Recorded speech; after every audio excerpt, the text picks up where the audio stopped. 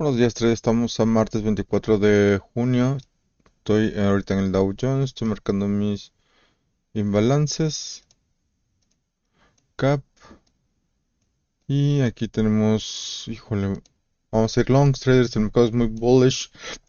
Aquí entramos en long. Y ve todo lo que subió. Estamos en resistencia mayor. Vamos a buscar romper esta tendencia. Eh, Estamos en resistencia. También estamos en setup de shorts traders. En Dow Jones, en Nasdaq, esto lo voy a poner, esto es de 4 horas, tick heatmap, voy a poner 4 horas acá, 4 horas, vamos a ponerlo esto acá, Nasdaq, NQ, 4 horas, vamos a poner esto de que sea el principal,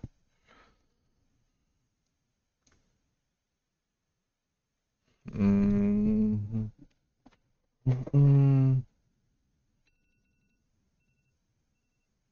mm, tengo 3.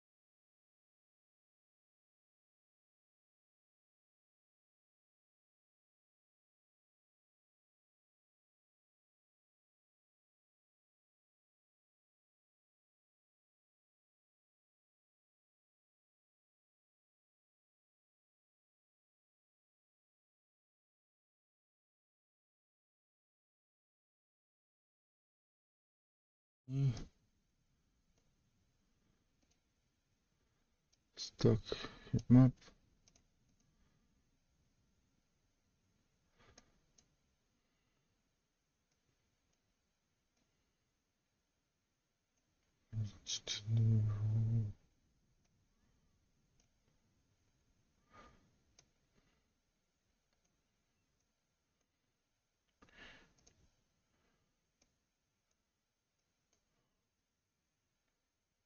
Ok, este va a ser NQ y esto va a ser Nasdaq, Dow Jones.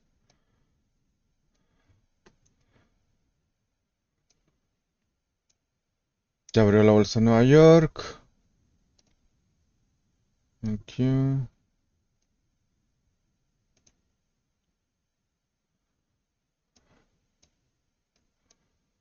Ok, vamos en 4 horas. Vamos a bajarlas en 5 minutos. Want to touch it too much pain. Vamos. Esto que pasa este high para entrar en longs. Este es el Dow Jones. Y este es Nasdaq. Ok.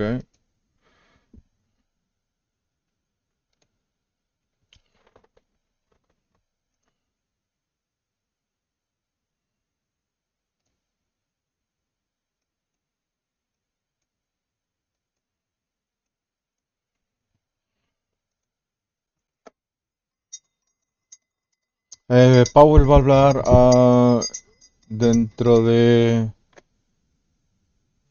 media hora, me parece. Powell va a hablar dentro de media hora. Entonces, media hora. Estamos. Parece que vamos a entrar en long, traders.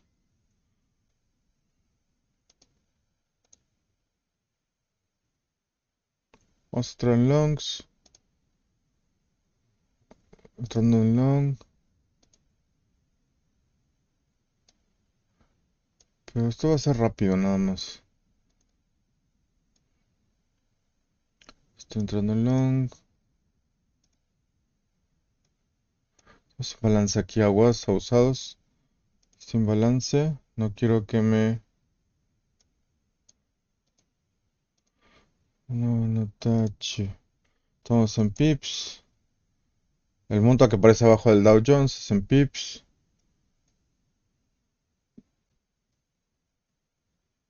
Ok. Dow Jones está subiendo. Vamos. En NQ.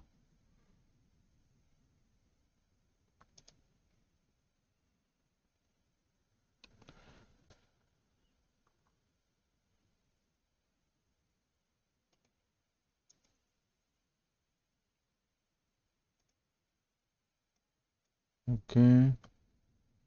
Stop loss está acá.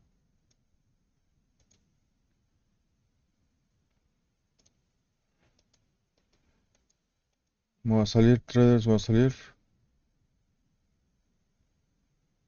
Vamos a ver. Estoy en soporte en NQ.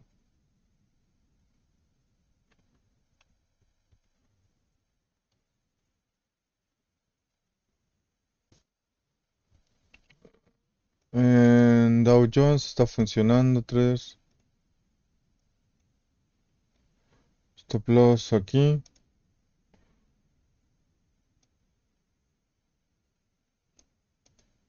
Siendo mi área de stop loss. Stop loss acá.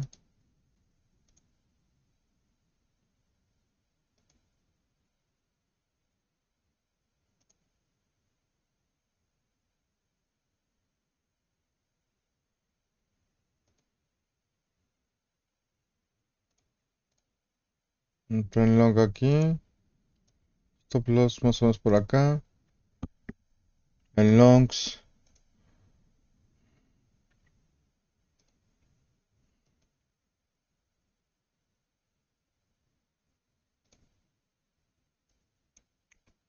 No necesitas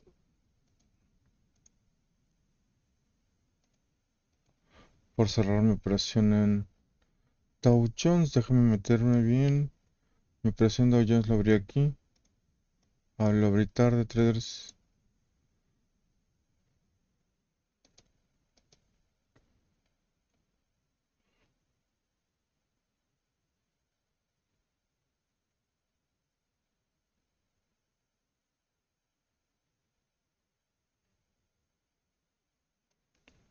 Ok, perfecto.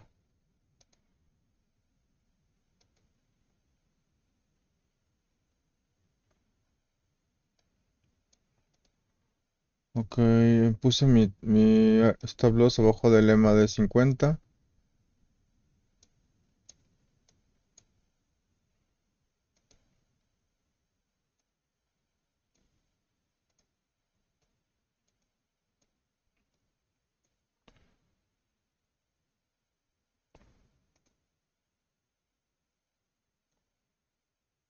Vamos.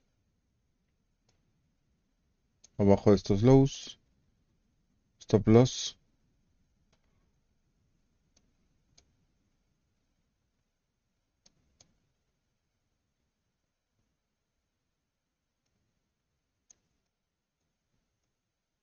Vamos a hacer un nuevo alto histórico, traders.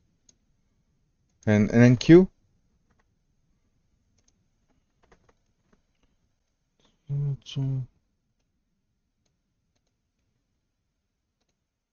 Era no.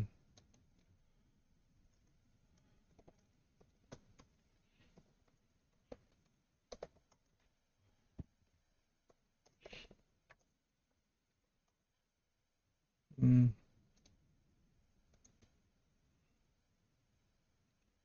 Mi stop loss está abajo de... Está más o menos por acá, traders.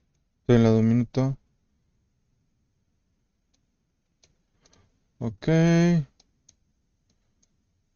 Vamos a darle zoom a esto. Si está abajo de este low, este low. Ok, vamos. Que cierre bien, que cierre bien.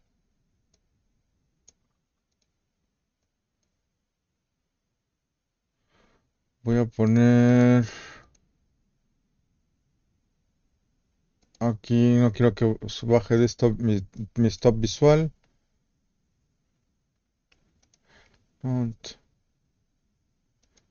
Stop visual sería acá. Anymore. No. Stop visual, si está correcto mi stop. Vamos.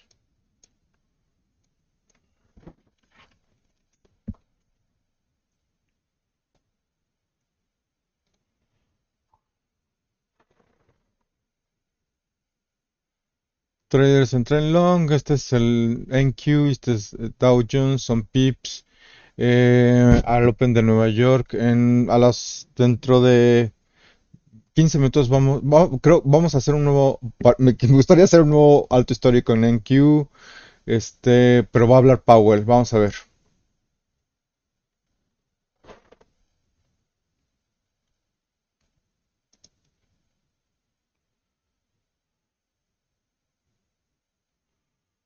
And I want, and I need, anymore.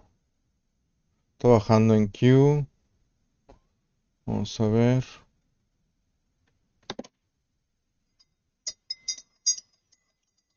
no salgo, ok, podría poner un break-even en Dow Jones,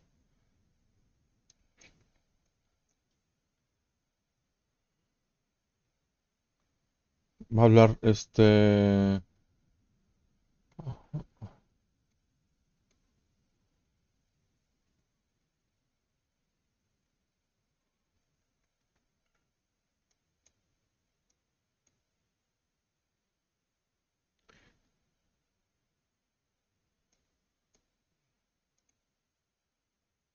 ok, no está pudiendo pasar el M50 bajo este lo, definitivamente no salgo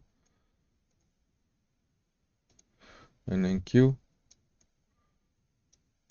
Uf, está subiendo. Venga.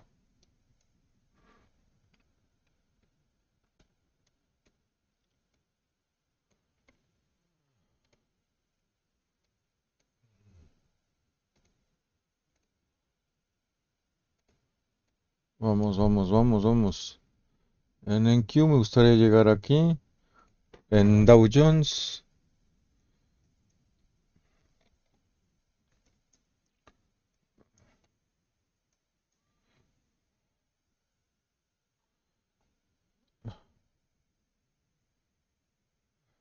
Venga.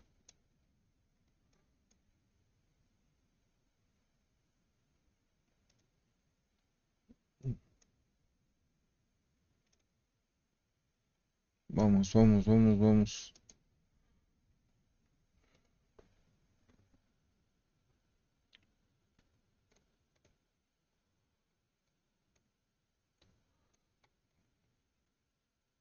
Este es el high.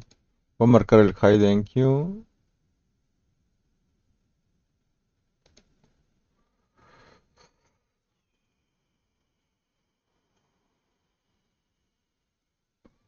¿Dónde está esta madre? Hacia high.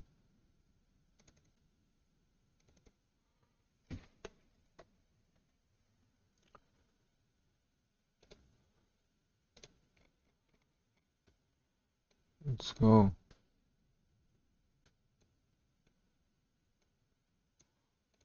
Vamos. La línea azul es el ATH en los 22.427 en ¿cómo se llama? En Q. Mi tirada es seguir el ATH. Vamos a abrir una aquí para que lo entiendan. Y aquí lo vamos a poner en 4 horas. Vamos acá. Este es el ATH Traders. Estamos entrando justamente en longs en la plena resistencia. Por eso nuestro stop loss es muy tight, muy justo. Vamos a buscar una hora. En una hora se ve así. Estamos entrando en soporte. ¿Sale? Entonces nuestro stop loss está abajo del soporte para que no haya ningún mechazo. Está en 4 horas para que la vean. Quiero llegar al extremo de esta consolidación. Me gustaría llegar aquí al extremo o a los 43 o 43.300. Vamos a ver. Eso es en 4 horas. En 15 minutos, 5 minutos. Vamos a ver. 5 minutos. Vamos a tener la perspectiva. Estamos entrando bien.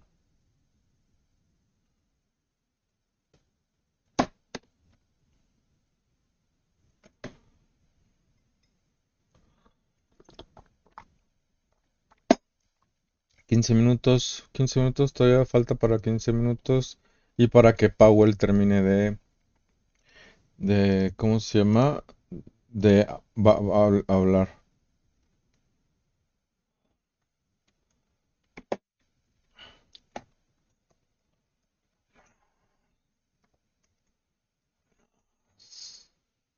Nuevo TH en NQ Traders. Dow Jones. Pues probablemente la mantenga abierta. No sé. Tenemos mucho imbalance aquí abajo. Me gustaría que NQ bajara acá y de aquí para arriba. Por lo que voy a considerar ya ponerme en break-even. Break-even aquí sería lo ideal. Si pasa este low, le voy a dar chance a que llegue hasta acá.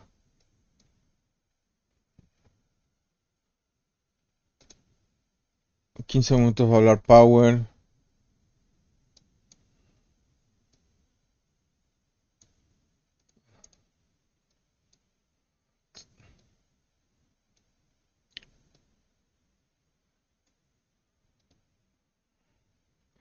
Tenemos que romper.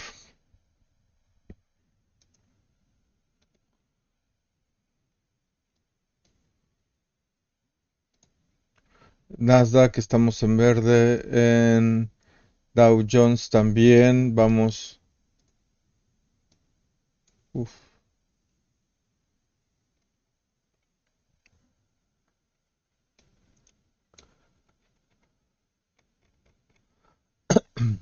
Estamos en la resistencia. Este es un rango. Resistencia, soporte. Vamos.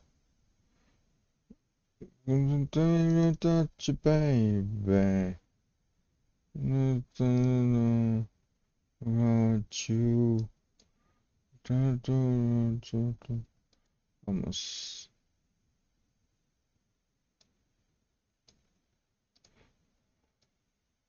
Luciendo mi área de riesgo. Que puede venir el mechazo. Vamos. Vamos, vamos, vamos.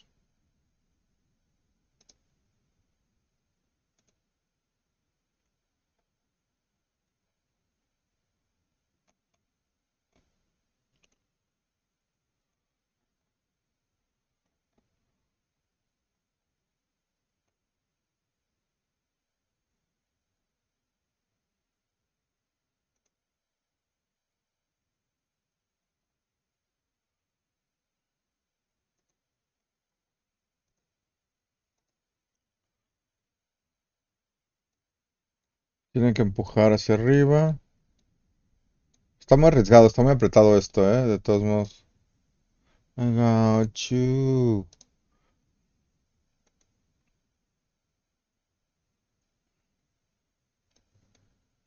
Thank you. Thank you. Vamos por 4 horas. En 1 hora se ve muy bien. En 4 horas también se ve muy bien. En 1 hora acá. Tenemos que pasar estos highs. Vamos. 5 minutos. Let's go, let's go, let's go, let's go. Push it, push it, push it, push it, push it.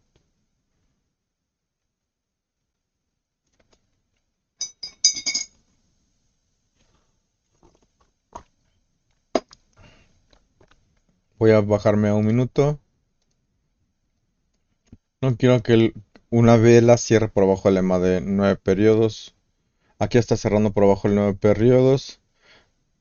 Aquí podría cerrar, pero tengo todavía el chance para que le dé chance al de 20 periodos.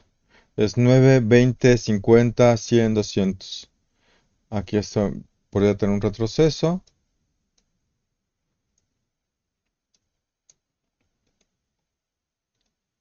Buen momento para hablar.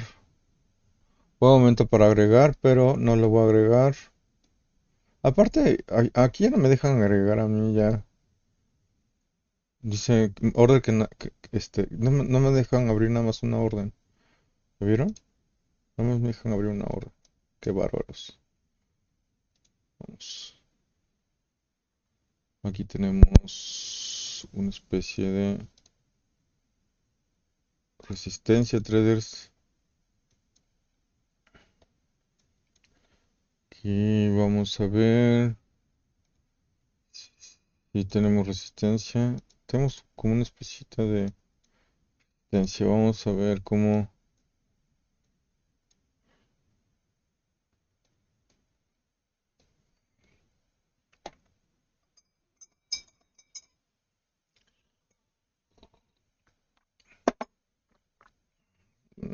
Aquí estoy bajando, traders.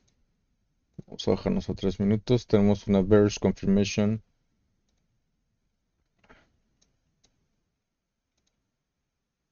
Cerramos por arriba en 15 minutos. Estoy por abajo de esta vela de 15 minutos. Mi stop. Estoy controlando mi stop loss.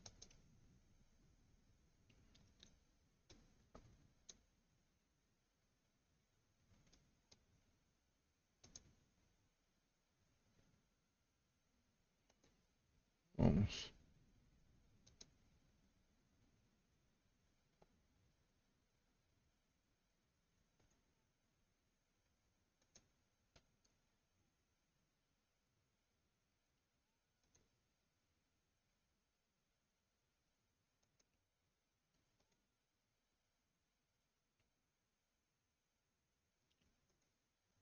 Voy a ponerme en break even. Tal vez en Powell. Va a hablar Powell. En 10 minutos.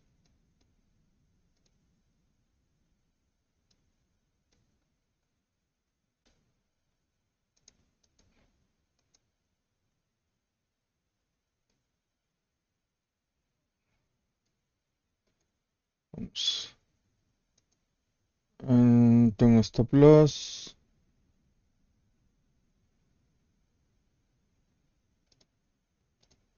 Casi break even acá. Me cerré en break even. Aquí me salí de la operación. No.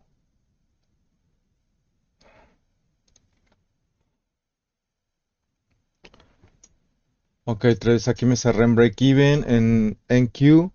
Y en Dow Jones me salí por acá más o menos un pequeño loss. Voy a esperar un mejor setup. Ahorita se están metiendo los bears. Pero de todos modos mi bias es longs. Nada más es porque ahorita ya va a hablar Powell.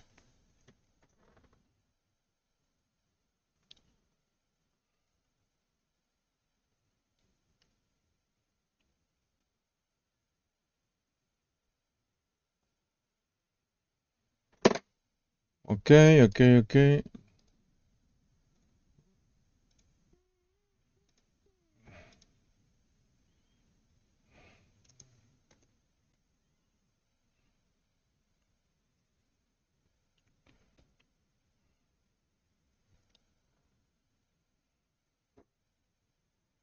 Estoy por entrar en...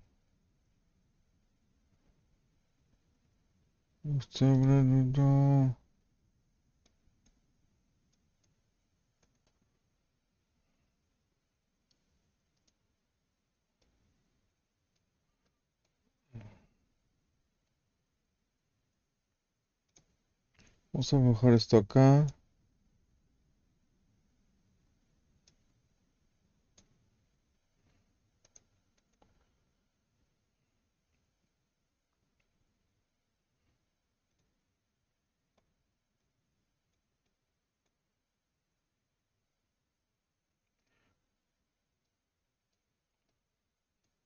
Vamos. Vamos a ver. Aquí tenemos el punto de control. Aquí en este soporte. Y aquí donde tenemos el punto de control. Punto de control. Vamos a este low, a este high. Lo tenemos hasta acá. Podría bajar hasta acá y después aquí despegar traders.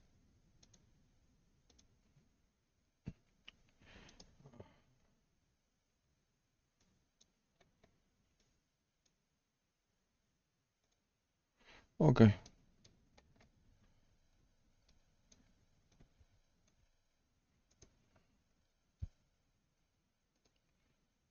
Ok, todavía seguimos en setup alcista.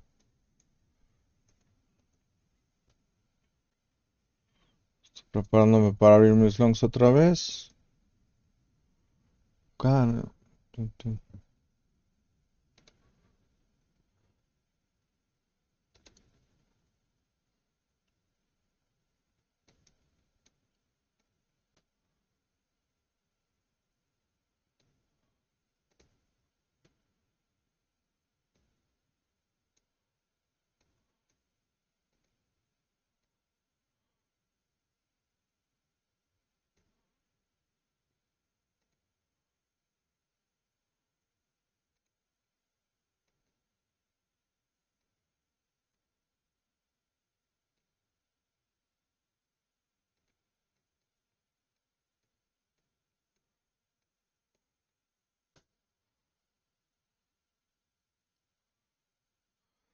Ok,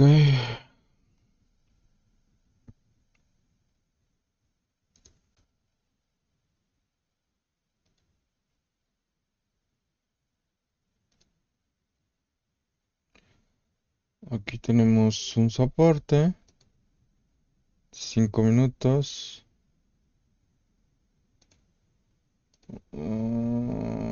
Support. Entonces tenemos que estar cotizando por arriba. Vamos a ver este. Sí, también tenemos un pequeño soporte. Se comporta más o menos igual. Bueno, aquí sería. Lo voy a tomar acá. Todo este soporte.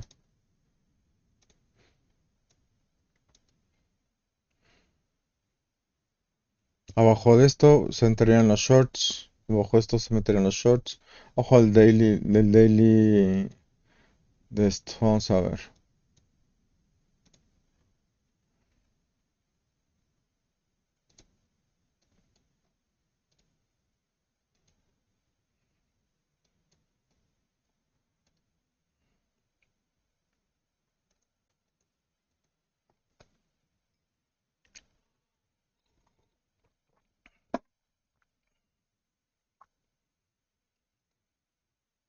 Está metiendo los bears. Está metiendo los bears.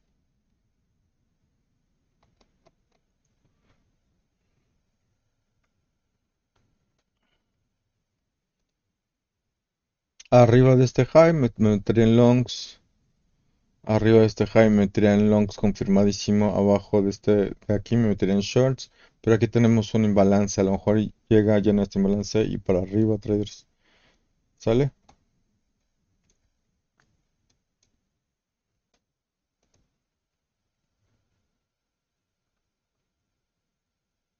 H4 se ve muy bajista. Podríamos buscar unos shorts. Pero hasta que hable Powell.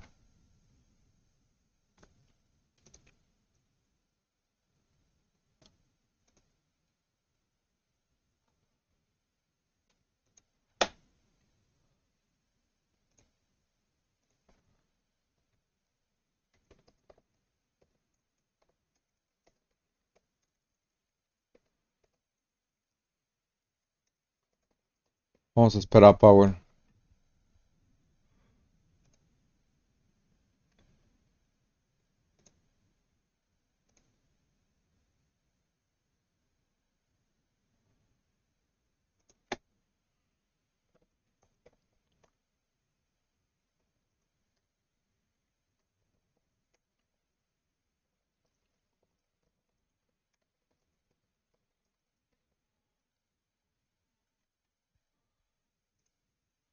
Está cayendo Dow Jones. Si se va a caer Dow Jones para aquí abajo. Vamos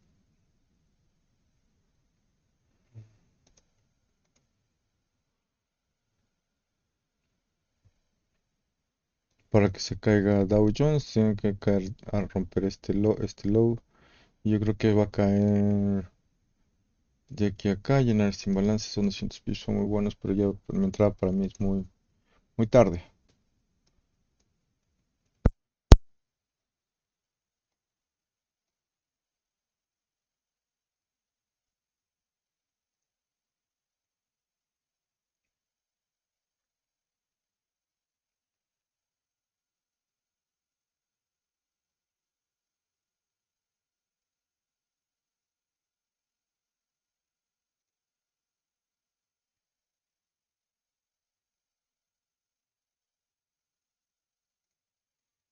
Voy a ponerle una hora. Y aquí una hora. Una hora se ve bajista.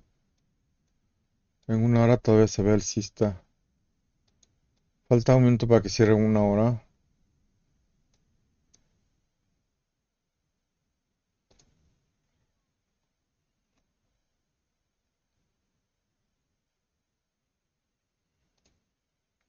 Bajar aquí media hora. Vamos a bajar aquí media hora. Aquí se ve bajista. Estamos todavía en soporte.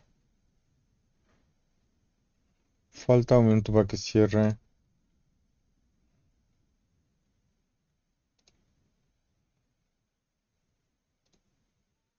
Ok, aquí está bajando.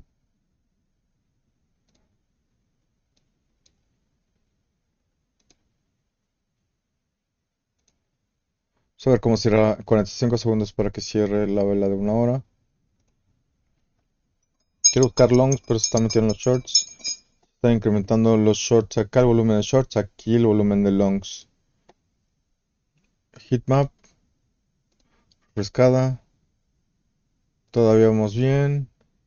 Heatmap. Todavía vamos bien. Vamos a ver cómo cierra.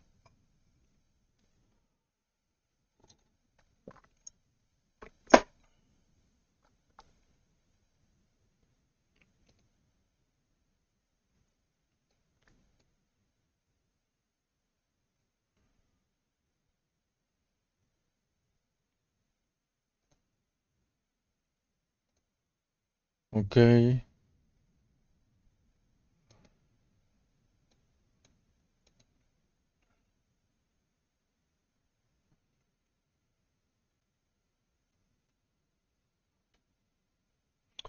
¿Cómo bajó?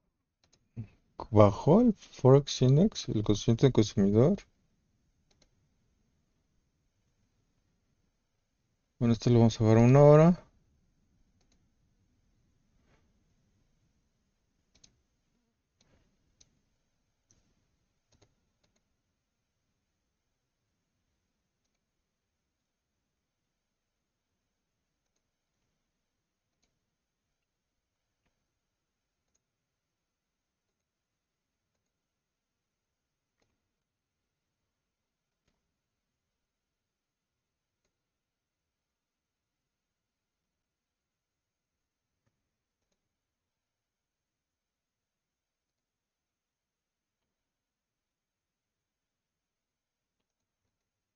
Ok, estoy entrando en longs otra vez. Vamos a ver. Stop loss aquí abajo. Y aquí estoy entrando en longs acá. Aquí en soporte. Stop loss aquí abajo. Máximo. Stop loss aquí. Vamos a ver. Stop loss. Sí, más o menos por acá está bien.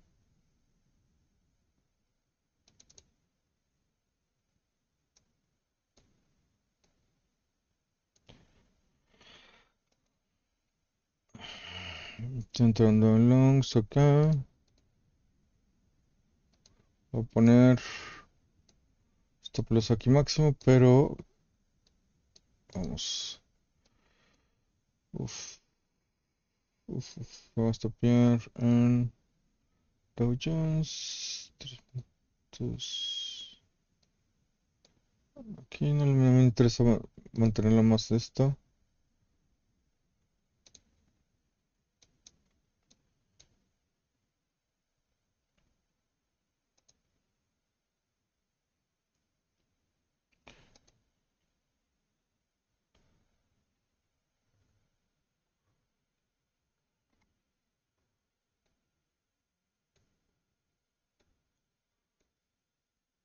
Ok.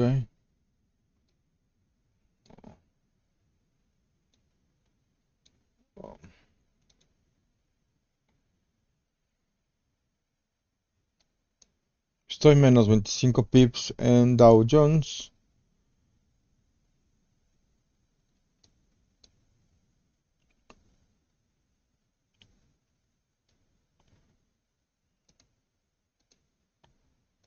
Ok, podemos ir. No me está gustando este price action. Mi stop loss está lo más apretado que puedo tenerlo, mantenerlo.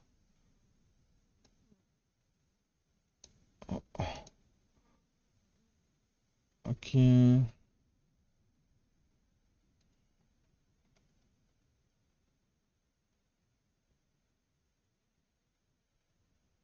Vamos.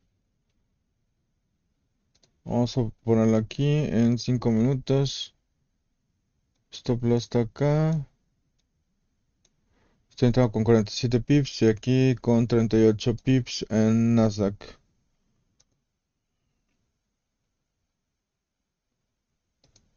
Vamos.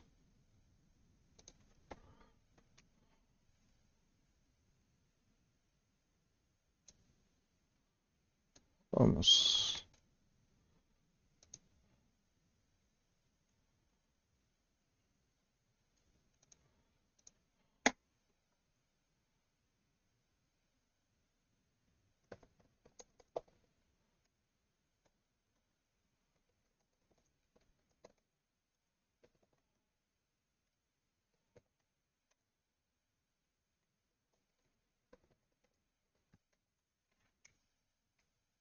Vamos, vamos, vamos, vamos.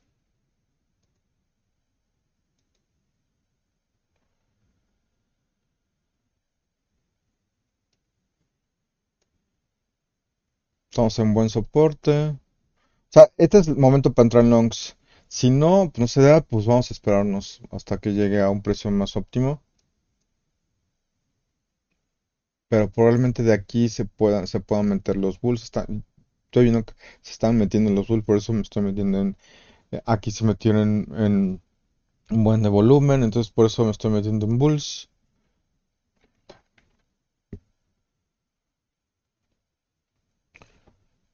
Ok, en NQ tenemos una buena resistencia, por eso me estoy metiendo en longs. Este es un buen soporte, estamos en resistencia. Es el momento para entrar en longs para hacer un nuevo alto histórico. Si no, tengo aprox como 30 pips de stop.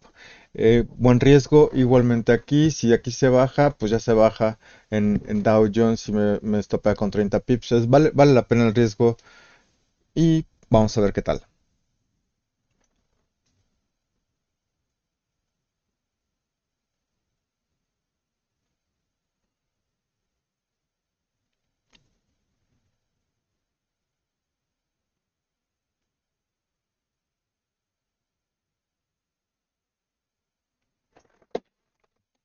No está, híjole, aquí me parece que va a estopear ya con 38 pips. Aquí se ve muy bien. Aquí ya me vas a topear, traders.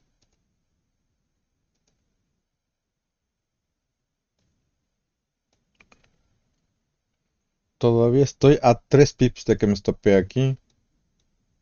Vamos, estamos abajo. Stop loss está, o sea, neta, casi me stopea. Y voy a poner mi stop abajo de eso. Está abajo de eso, de hecho. Mi stop loss está abajo de esto. Está súper bien. Que hable Powell. Y estamos del otro lado.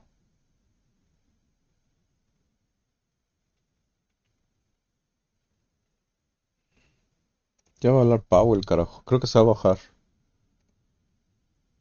Vamos a ver, ya va Powell.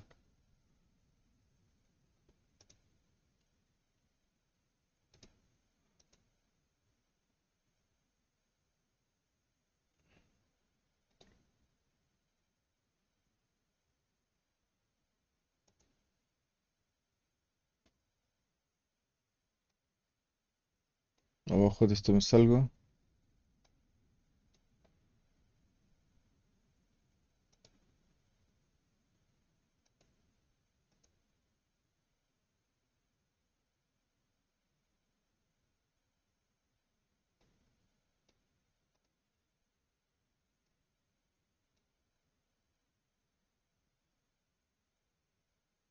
Estoy a un pip de que me cierren stop aquí. Ya me va a... Uy, ya me va a estopear.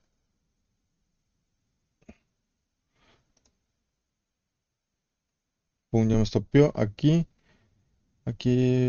voy a poner aquí. Define. Aquí ya me estopeó.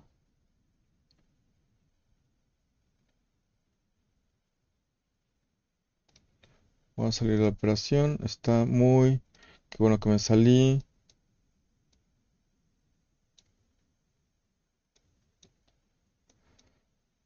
Ok, me salí.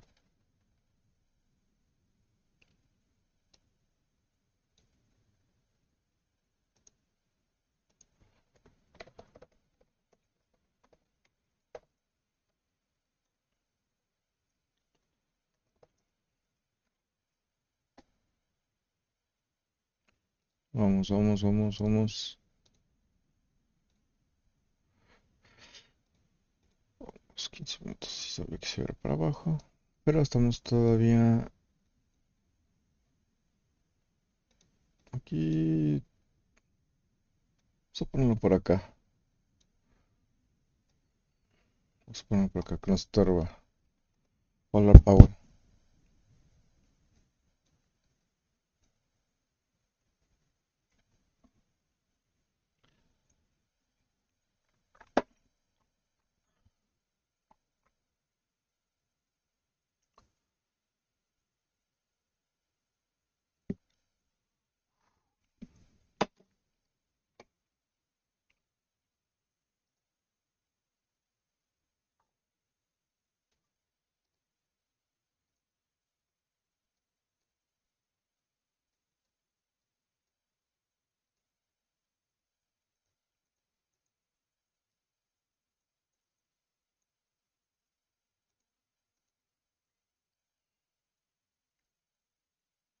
Estamos en el daily.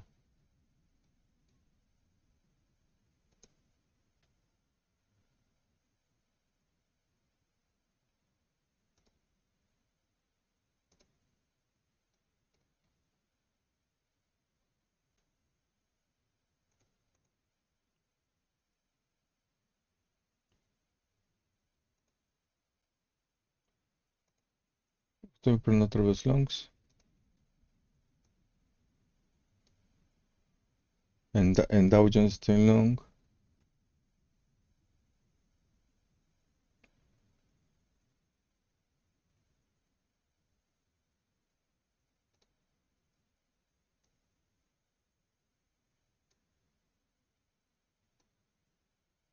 Estoy poniendo un buy stop aquí arriba.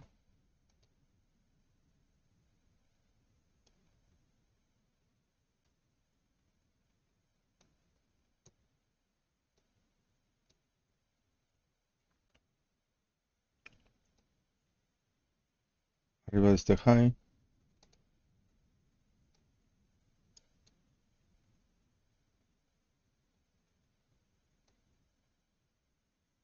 Arriba de este.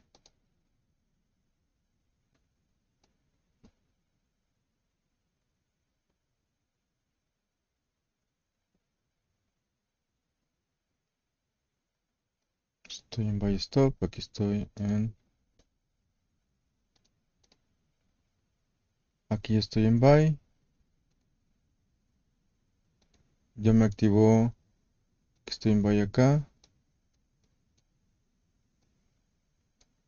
Y aquí ya me activó el longs. Longs.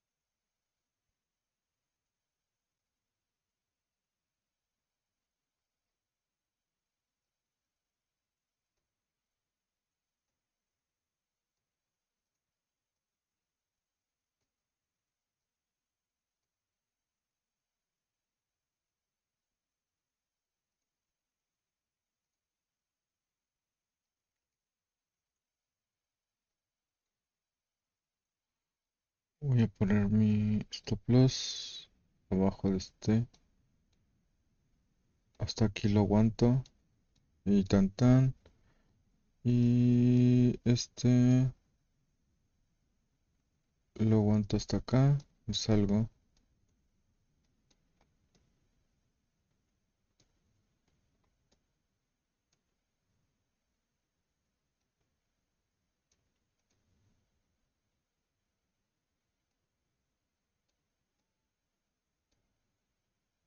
28 segundos para que siga la vela de 5 minutos.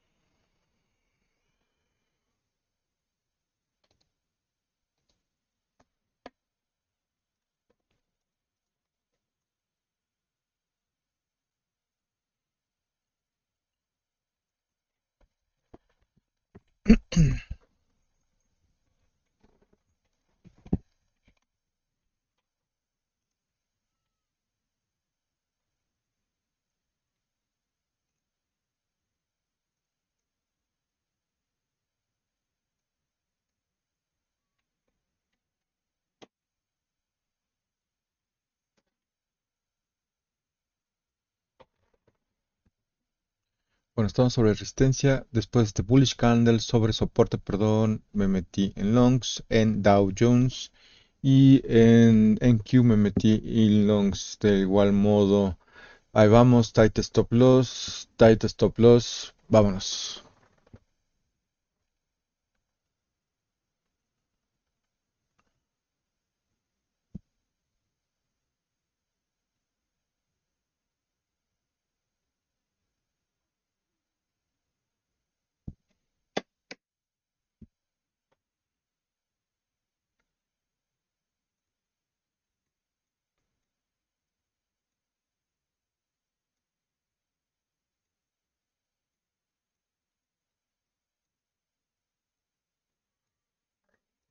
Mm,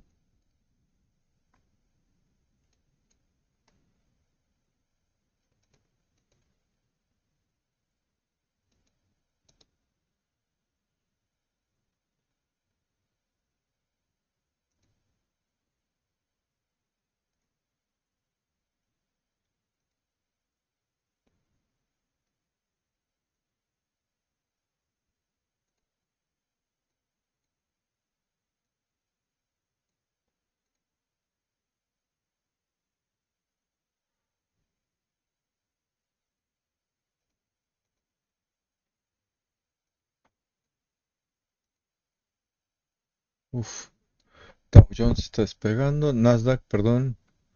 Ahorita nada más espero que no baje de este nivel de precio.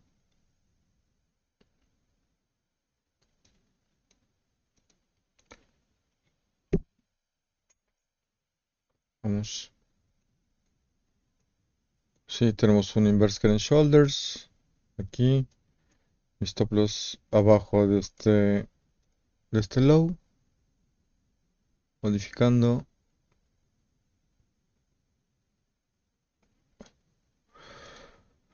Ok.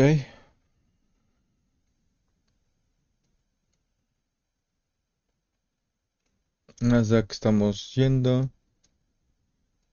Nos vamos un poquito más arriba de 5 minutos.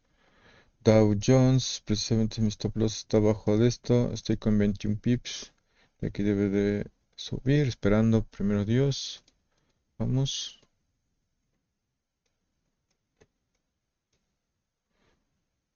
Aquí es el low de la vela de 5 minutos. ¿Sale?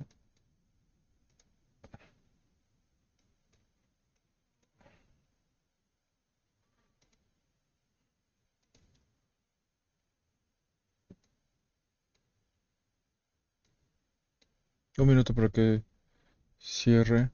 Vamos. Está hablando Powell. Vamos.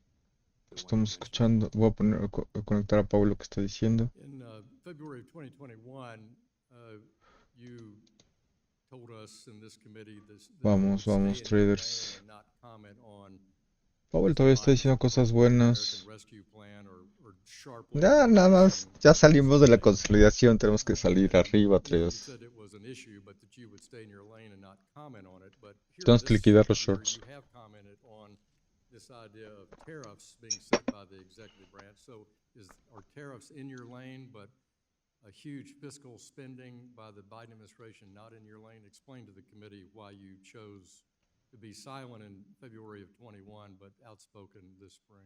Sure. So we haven't commented, and it would be inappropriate for us to comment on the policy of tariffs. We don't have a view. It's not our job, and we just wouldn't do that. And just as we wouldn't comment on the Bueno, esto nada más para que vean el patrón. Miren cómo hizo en Dow Jones en un minuto un inverse head and shoulders. Aquí no lo ven, pero estamos sobre resistencia. Mi stop loss abajo de esta de acá. Y se ve así, estamos en soporte, básicamente. Y bueno, aquí también estamos. Buen soporte en 5 minutos. O sea, estamos aquí en el soporte y también en Dow Jones en 5 minutos. También estamos en el soporte. Vamos. Former president of Cleveland Bank, Loretta Mester's quote that I read from last fall. She says, "I think that maximum employment is the maximum level of employment consistent with price stability." In other words, she elegantly ties that together, that price stability is what you can have more control over rather than, all these other factors that enter the employment picture like legislative and executive branch. What's your thought about her quote? I personally think that's a very reasonable way to think about it. Thank you very much. I yield back. Entonces, como yo lo veo, aquí entré el primer long y mi stop loss lo pude haber manejado acá, traders, pero ¿sabes qué? Me preferí salir en break-even, luego entré un long, me cerró con un pequeño stop, algo así, más o menos, o break-even, y en Dow Jones igual break-even y luego un pequeño stop. ¿Y por qué no lo mantuve mi stop loss acá? Porque este es un chingo de inversión y prefiero salirme con break-even un poquito de inversión o un poquito de stop en vez de aguantarme todos estos nervios y después perder un chingo de dinero. Entonces digo, no, mejor si me estopea poquito, si la veo otra vez, puedo volver a entrar y recuperar los estrés. Vamos. Y así hacer un mejor trade. Can you explain the incoming data that the committee has seen since March that caused it to make these adjustments? Sure. So, first of all, these are individual. This is not a committee forecast. These are just individual. Entonces, básicamente lo que quiero decir es de que prefiero perder poquito, salirme de volada y después volver a entrar cuando ya esté un poquito más seguro. Igualmente. Entonces, ya tengo la oportunidad de cerrarme en break-even, pero de todos modos no lo voy a hacer porque estoy en una muy buena posición para mantener y un riesgo, por ejemplo, aquí de $335. Está muy bien el riesgo para un potencial más grande. Vamos a romper este high, inclusive vamos a hacer un nuevo alto histórico. ¿Sale? look at Igualmente en H4, me gustaría llegar our own forecast and we hasta ask acá. ourselves what's likely to happen. You know, Vamos a monetary ponerlos policy has aquí. to be forward-looking. A forecast is a prediction of what's going to happen in the future. Vamos a romper estos highs y llegar hasta acá, hasta los 43.300, que todavía no es el alto histórico, pero podemos mantener esta operación más tiempo. Appropriate. Some analysts predict 2 rate cuts by the end of the year are still on the table. Is this a fair and accurate assumption? And what incoming data will the committee Ahorita vengo need otra to vez. see to consider this cut? What will actually happen with rates is going to depend on the path of the economy, and that's highly uncertain. So I would just say what that means at this moment in time is that a significant majority of the committee, but also there's a pretty significant minority that doesn't agree, but a significant majority feels it will be appropriate to reduce rates later this year. And what that means is that each of those persons who wrote down a cut in rates later this year, they think that there's some state of the world where inflation doesn't prove to be as high, or the labor market weakens, or some combination of those two things, that it will turn out to be more likely than not appropriate to reduce policy rates, subject to great uncertainty. I mean, we will, you know, the story has been evolving, and our thinking has been adapting, and that will continue. Thank you. Chair Powell, although a ceasefire has been tentatively reached in the Middle East, the situation still has the potential to open global energy markets, especially if the ceasefire is broken. While at this point, Iran is seen as unlikely to close the Strait of Hormuz, that decision could change. How is the Fed assessing the current situation and incorporating those assessments as it considers future adjustment to economic projections and its stand on monetary policy? So I think it's too early to know what any economic implications might be, and I would not want to speculate. Like everyone else, we are, of course, watching the situation. Thank you. And Chair Ya vemos Powell, 50 after pips reviewing the aproximadamente economic data en from Dow Jones. the meeting last week, it Y seems to también me the en... committee is indicating Estos son los that we pips could en be Dow headed Jones. for a Estos son los situation pips. where inflation accelerates while unemployment rises and growth become more sluggish. In this scenario, this will put the Fed's dual mandate of maximum employment and price Ay, soy stability muy bueno. in tension with one another. In this scenario, how does the Fed balance these priorities in order to achieve both mandates? Let me say that we're not facing that right now, and that isn't really our forecast that we will face such an issue in a serious way. But if that does happen, then what we do is we look at the two goals and we see which one of them is farther from its goal. Two variables, you know, is maximum employment or price stability farther from its goal, and we prefer the one that's farther than its goal. And then we also ask ourselves, how quickly will they return to goal? It's a very difficult situation for any central bank, and, you know, I would say again, we're not in that situation right now. Thank you, Mr. Chairman. Yield back. The gentleman's time has expired. The Vice Chairman of the full committee, Mr. Heising of Michigan, is recognized for 5 minutes. Thank you, Chair Hill and Chair Powell. Good to see you again. I got a lot to cover, so we're going to try and keep this concise. But following up a bit on what Chair Hill had been talking about, you know, you had said in January 29, 2025, quote, "We don't know what will happen with tariffs, with immigration, with fiscal policy, and with regulatory policy." I would add energy into that, by the way. "We need to let those policies be articulated before we can even begin to make a plausible assessment of what their implications for the economy will be. This is no different than any set of policy changes at the beginning of the administration." Esta de consolidación, aquí rompió consolidación, y si lo rompemos esta consolidación para arriba, y si de aquí se puede bajar para, si no lo rompe, pues puede bajar para abajo y en este imbalance y de aquí para arriba. Igualmente en Dow Jones, bueno, en Nasdaq tenemos imbalance, aquí no, ya lo llenó. Tenemos imbalance, aquí se ve toda esta zona, se puede de aquí, si no lo rompe, llenar acá y de aquí para arriba. Entonces vamos a ver, vamos a estar atentos, traders. Son las Vamos a estar en media hora An aquí. institution, I know Aquí you en try media to hora, a make ver sense out of it. cómo cierra. Aquí estamos Why en are there 5 FOMC minutos. participants making fiscal Aquí media policy hora. assumptions into their Aquí en 5 forecasting minutos. when you Aquí media yourself hora. said that fiscal policies need to be articulated before the FOMC can make a plausible assessment into their implications, what those will be?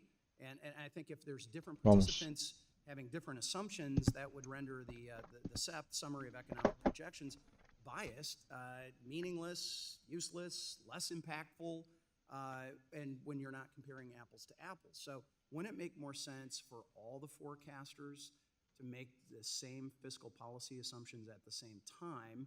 Or if not, shouldn't each participant Uy, pues está disclose bajando, what está bajando, assumptions está bajando. that they're using and building into that? Vamos a bajar a 5 Here's the minutos. question. So that's a Bueno, great NQ question. And really media what hora, the un minuto Summary of falta que Economic cierre. Projections was originally designed Vamos a and bajarnos a put into 15 minutos effect, acá. in this way. The way it works is that individuals are free to make whatever assumptions they want, and they do disclose them. They disclose them in their speeches and things like that. So there will be situations where some people incorporate something and others don't. Subiendo mi trailing stop. We try to be transparent about that, but that's kind of the way it works. When I say we don't take it into account, I'm really talking about policy and the committee as a whole, where we won't take things into account until we know. And you more. believe that the participants disclose their assumptions when they're doing their forecasts? Well, I think they do that in their speeches. Each people go out. You may have noticed there are a lot of speeches.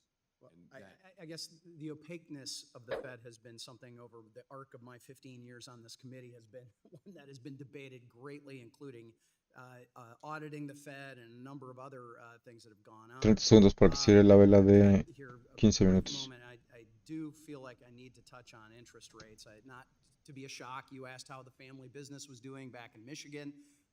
Families involved in sand and gravel and aggregates and construction and things like that. Vamos a ver cómo it's very cierra. strong. We need, Aquí tenemos more una labor. We resistencia. need a few other things on that, what's happening. But Tenemos que... I mean, I think there's no recession. That's been established.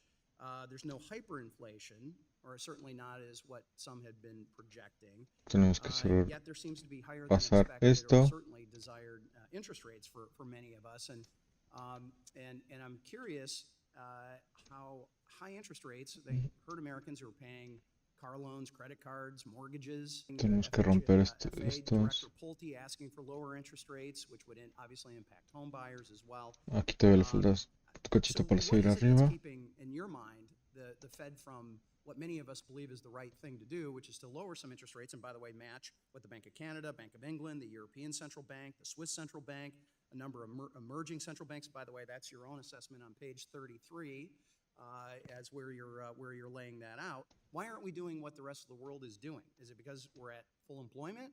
Is it because of those tariffs concerns that you said weren't part of the analysis? Was it energy, groceries, durable goods? Why? So, Ya mi stop lo tengo en 16 pips aproximadamente. You're right that if you just look Y aquí lo tengo in 21 the rearview pips. mirror and look at the existing data that we've seen, A you ver, can make a déjame good ver. argument that would call for Sí, us lo to be tengo abajo de este neutral, low, 21 which would be, pips. a couple of cuts Vamos. or maybe more kind of thing.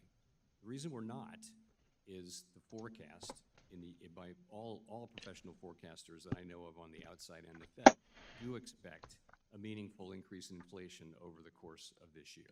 When I said we weren't going to talk about tariffs and inflation, that was to say until we see what the policies are. And so now we know a lot Gentleman's more. time It's has 6 expired. months since I said that. So anyway, I'd be happy to continue. Este es el low de este low. Gentleman's time has expired. Gentleman from Michigan, Ms. Tlaib is recognized for 5 minutes. Thank you so much, Mr. Chairman. Abajo Chair de este Powell, low. last month there was research published in the Journal of Urban A Health 12 pips. that found that more than half of Black women of reproductive age, the term they use, in the counties that I represent, that had experienced some Ya sort puse of addiction mi during stop their loss abajo de este low. So that's like 50% of Black women in the two largest county, Wayne County. Lo tengo en and 13 County, Michigan. pips, 12 And pips. these numbers are Muy buen horrific. riesgo. As you know, were you aware of that?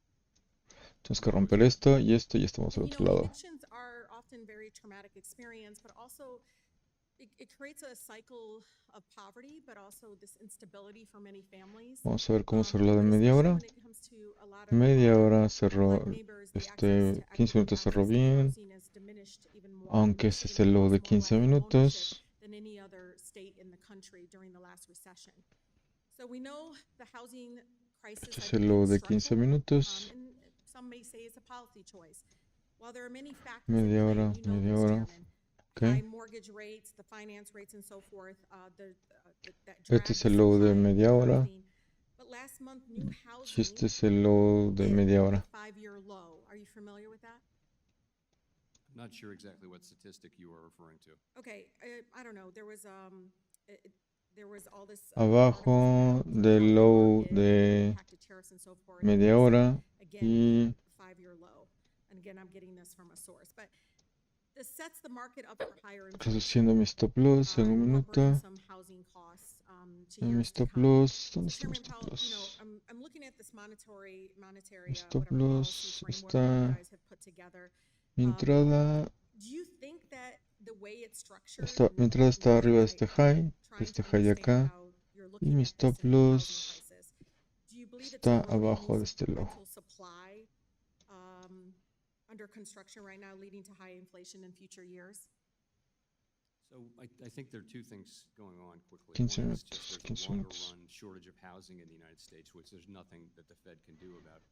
That's not something we can affect. Well- There's also, if I may say, in the short run, rates are high, and that's going to weigh on housing activity. But the best thing we can do for the housing market, the absolute best thing, is to restore 5 price stability minutos. so that rates come down and so that rates can be at a But level don't you that think people that can the afford. restrictive monetary policy the framework you all put together undermines long-term price stability right now? Aquí By tengo mucho reducing gap. the supply? No, I mean, I think But it you're restores, reducing restores price stability. The point of higher rates is to, and You it don't think does the affect. higher rates is impacting future supply of housing?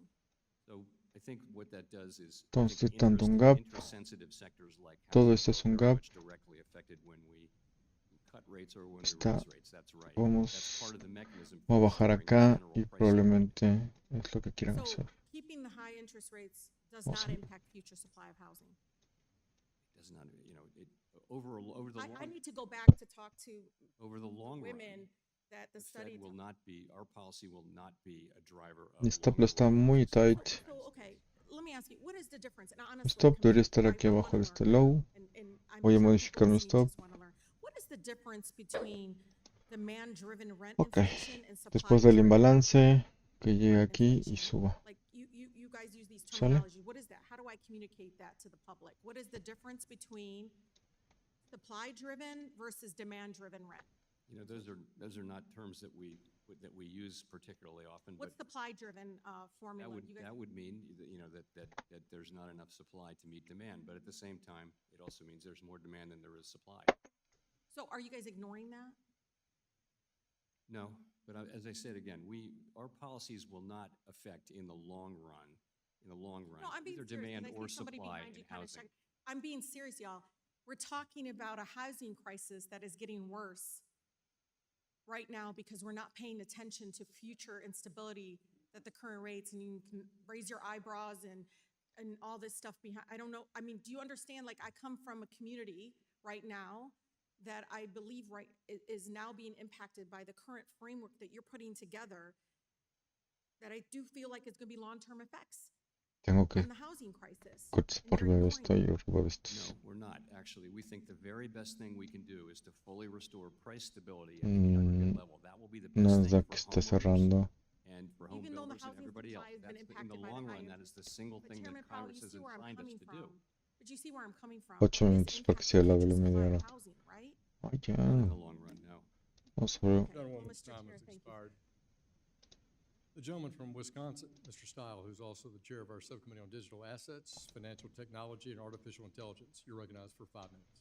Thank you, Chairman Hill. Thank you, Chairman Powell, for being with us today. I want to dive into 2 actions the Fed's recently taken to get a little additional color on. Yesterday, the Fed announced that reputational risk would no longer be a component in bank exams.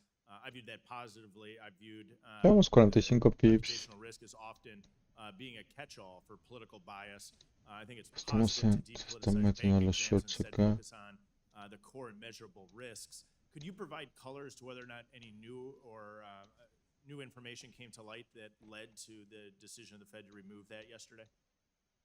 I'm not aware of any new information. No, we just think it's the right thing to do, and of course made an announcement on Monday under Governor Bowman's, Vice Chair Bowman's leadership. Why would it not have been done previously if it's the right thing to do? I agree with you, it's the right thing to do. Why was it? Any timeline as to why that was done yesterday versus previously? No, I think this is a problem that we came to understand as a problem over the course of the last couple of years, and began considering what's going on here. We're hearing a lot of reports of debanking and that sort of thing. And over the course of really 2024, came to the view that this was a serious problem that we need to address. And we've said that publicly, and now we're doing this, and so are the other agencies, by the way. I appreciate you taking that action. I do agree that there were real political bias in some of those exams, in particular as it related to regulated entities engaged in the digital asset space. Let me shift into the digital asset space if I can.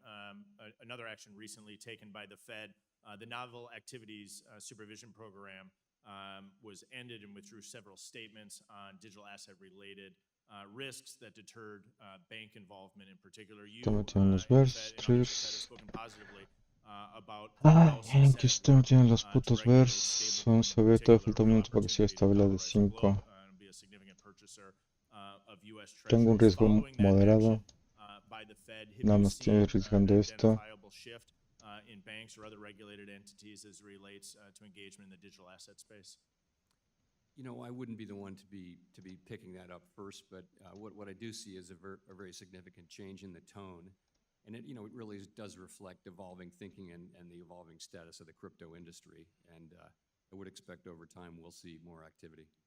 How is the Fed evaluating and overseeing banks or other regulated entities that are in the digital assets or crypto space? So our view is that banks get to decide who their customers are. That's not our decision. And so banks are free to provide banking services to the crypto industry, to crypto companies. And banks are also free to conduct crypto activities as long as they do so in a way that is protective of safety and soundness. Thank you very much. Aquí no veo imbalances. Aquí hubo imbalances y te lo cerró. On the housing sector once again, but give you a little freedom here to speak to that area. You correctly are trying to balance inflation and price stability, but also higher rates have a significant impact on the housing market, as shelter and housing costs are a significant driver of why many families can't afford the things that they need. Se Can you pueden meter provide los color as shorts. to how you're analyzing Yo estoy the listo para cerrar mi impact that housing operación. and shelter costs have on families and on inflation, with your desire to maintain price stability at the interest rates that is currently set by the Fed? Sure. So, we realize that people are feeling high housing costs and high financing costs. In terms of inflation, we look at something called owner's equivalent rent and rentals, and that's meant to capture both rented housing and owned housing. And it's been very sticky. It's been one of the stickiest parts of inflation. I'm happy to say now it actually is coming down quite regularly. That's very good news. That's been the part. Really, it's been the service inflation that's been stickier than other parts of inflation. So that's good news for people, I think, and it is showing through into measured inflation now. Again, in the long run, the best thing we can do is restore price stability and let the market work. Even then, though, we're still going to have a house. Estamos rompiendo este high. Aquí tenemos que romper este high. To the reduction of the rent equivalent? I just think it took time. So the thought is when you would think that if rents come up every year, you would think it would take 1 year or 2 years for a lack of growth in rents to show up in a lack of growth in housing prices. It turns out it takes 4 years or 3 years. If you're an existing tenant, it's a complicated thought, but if you're an existing tenant, you don't actually catch up the way you would if new tenants came in. And so that's made the measurement of inflation stickier. But I'm happy to say we've been through that period now, and we are really seeing now housing services inflation pretty close to where it was when inflation was solidly at 2%. Thank you. I yield back. Gentleman yields back. Gentleman from California, Mr. Liccardo, is recognized for 5 minutes. Thank you, Mr. Chair. Chairman, thank you for your testimony today. I appreciate that your dual mandate is full employment and price stability, and I appreciate your efforts on behalf of our country to achieve those. My understanding is that critical data is collected by the Bureau of Labor Statistics to help formulate the indicators that you rely on, that we rely on. Ok, llevamos 92 pips en Dow Jones, que aproximadamente es lo mismo en Dow Certainly Jones. hearing a lot about the impacts of Doge on our workforce, and specifically about the elimination of many of those positions in BLS. Now we have a proposal in front of Congress, got $56 million in that agency. Are you concerned about Trader, estamos saliendo de la consolidación, soporte, consolidación, si es así. the ability to Este es el ATH 22.427 en Nasdaq. Say that I'm concerned about Si lo rompemos y hacemos otra vez historia, primero Dios. Y aquí en Dow Jones, si rompemos esta consolidación, aquí parece ser que está rompiendo esta resistencia pronto. Rompió este high, soporte, high, a pesar de que estamos en principal resistencia. Y que aquí tiene todo para bajar acá. El sentimiento es muy bullish, por eso ejecuté los longs, porque el riesgo es muy poco. Mi tirada es hacer llegar a los 43,000, porque para hacer un alto histórico le falta todavía avanzar un chingo, traders. Un chingo hasta acá. Entonces no creo que llegue hasta ahí. Bueno, a lo mejor y sí, pero That'll make it more difficult for the private sector and for you and for us. And I don't like to see that direction. I agree. Thank you. I appreciate that it's not your role to comment on the advisability of specific policies, but given your critical role in ensuring price stability and reducing inflation, I have had conversations with, quite recently, just a week ago, with a C-suite executive of a major world global retailer aquí está por who una hora. informed me, Tenemos because I asked, why aren't we seeing the impact of these tariffs and price data yet? And he said, it's coming in the Talib. third Vamos a quarter, ver en qué. because it takes time Talib, Trading View. for tariffs to work their way through Que estoy haciendo distribution el chain. concurso de Often Lib. what Estoy you have on en the shelf today lugar may have been imported 2 or 3 months ago. 2022. Bajé la That your posición. Estoy al understanding? Do you 25%. anticipate there may be impacts down the road? Vamos a ver hasta dónde Yeah, nos that's podemos very much llevar right. esta You're right. You operación happen este to be día. with an unusually large En number Q of estoy haciendo el challenge. prices triple in this Precisamente last, este I challenge would say termina en cycle. 5 And días. that's a typical Desde el thing that 1 de we see, junio especially empezó. retail, Estamos a that's being 24 sold de, now as an inventory in de February, junio. let's say. O sea, llevo And it's 24 just días showing up. So naturales we do expect to operando show esta up, operación, que comparative prácticamente inflation to show up. But 1.2% I want to be honest, we really de don't rendimiento know por how much of that's día, going to be pero vieron passed que through no me deja next abrir más de quarter. una operación, We won't know entonces until we see it. It could be lower than we expect. It could be está higher. cabrón. Si me Let's hubieran see dejado abierto más de operaciones incrementar el I lotaje, yo lo appreciate hubiera the uncertainty. ganado inclusive, Another thing pero he bueno, told me, así es esto. Vamos a I'm ver very cómo concerned, is cierra. that 15 minutos para que cierre often la de they will una hora, increase por si prices estoy on en goods not temporalidad de subject una to hora. tariffs to compensate Vamos for the very aquí lo substantial ponemos en temporalidad losses that de they have to una suffer hora. with the increase in Estamos tariffs on pasando a el high de relatively una price hora anterior, inelastic que es este. Y price aquí todavía inelastic nos falta goods. mucho para So in pasar other words, ese high. necessities will also tend to bear a higher price, even if they're not subjected to El volumen tariffs. está Is that subiendo. your understanding of the potential impacts? that very much is something that companies will tell you that they do if they can't cover Voy a the losses ponerme from the material en tariff, they'll break find other ways to even. do it. We actually don't have prominent examples of Sale. that yet, but that's certainly a Aquí ya me possibility. puse That en did break happen even. in, Aquí también en last tariff Dow period, Jones me acabo de poner en washing break machines even. and dryers.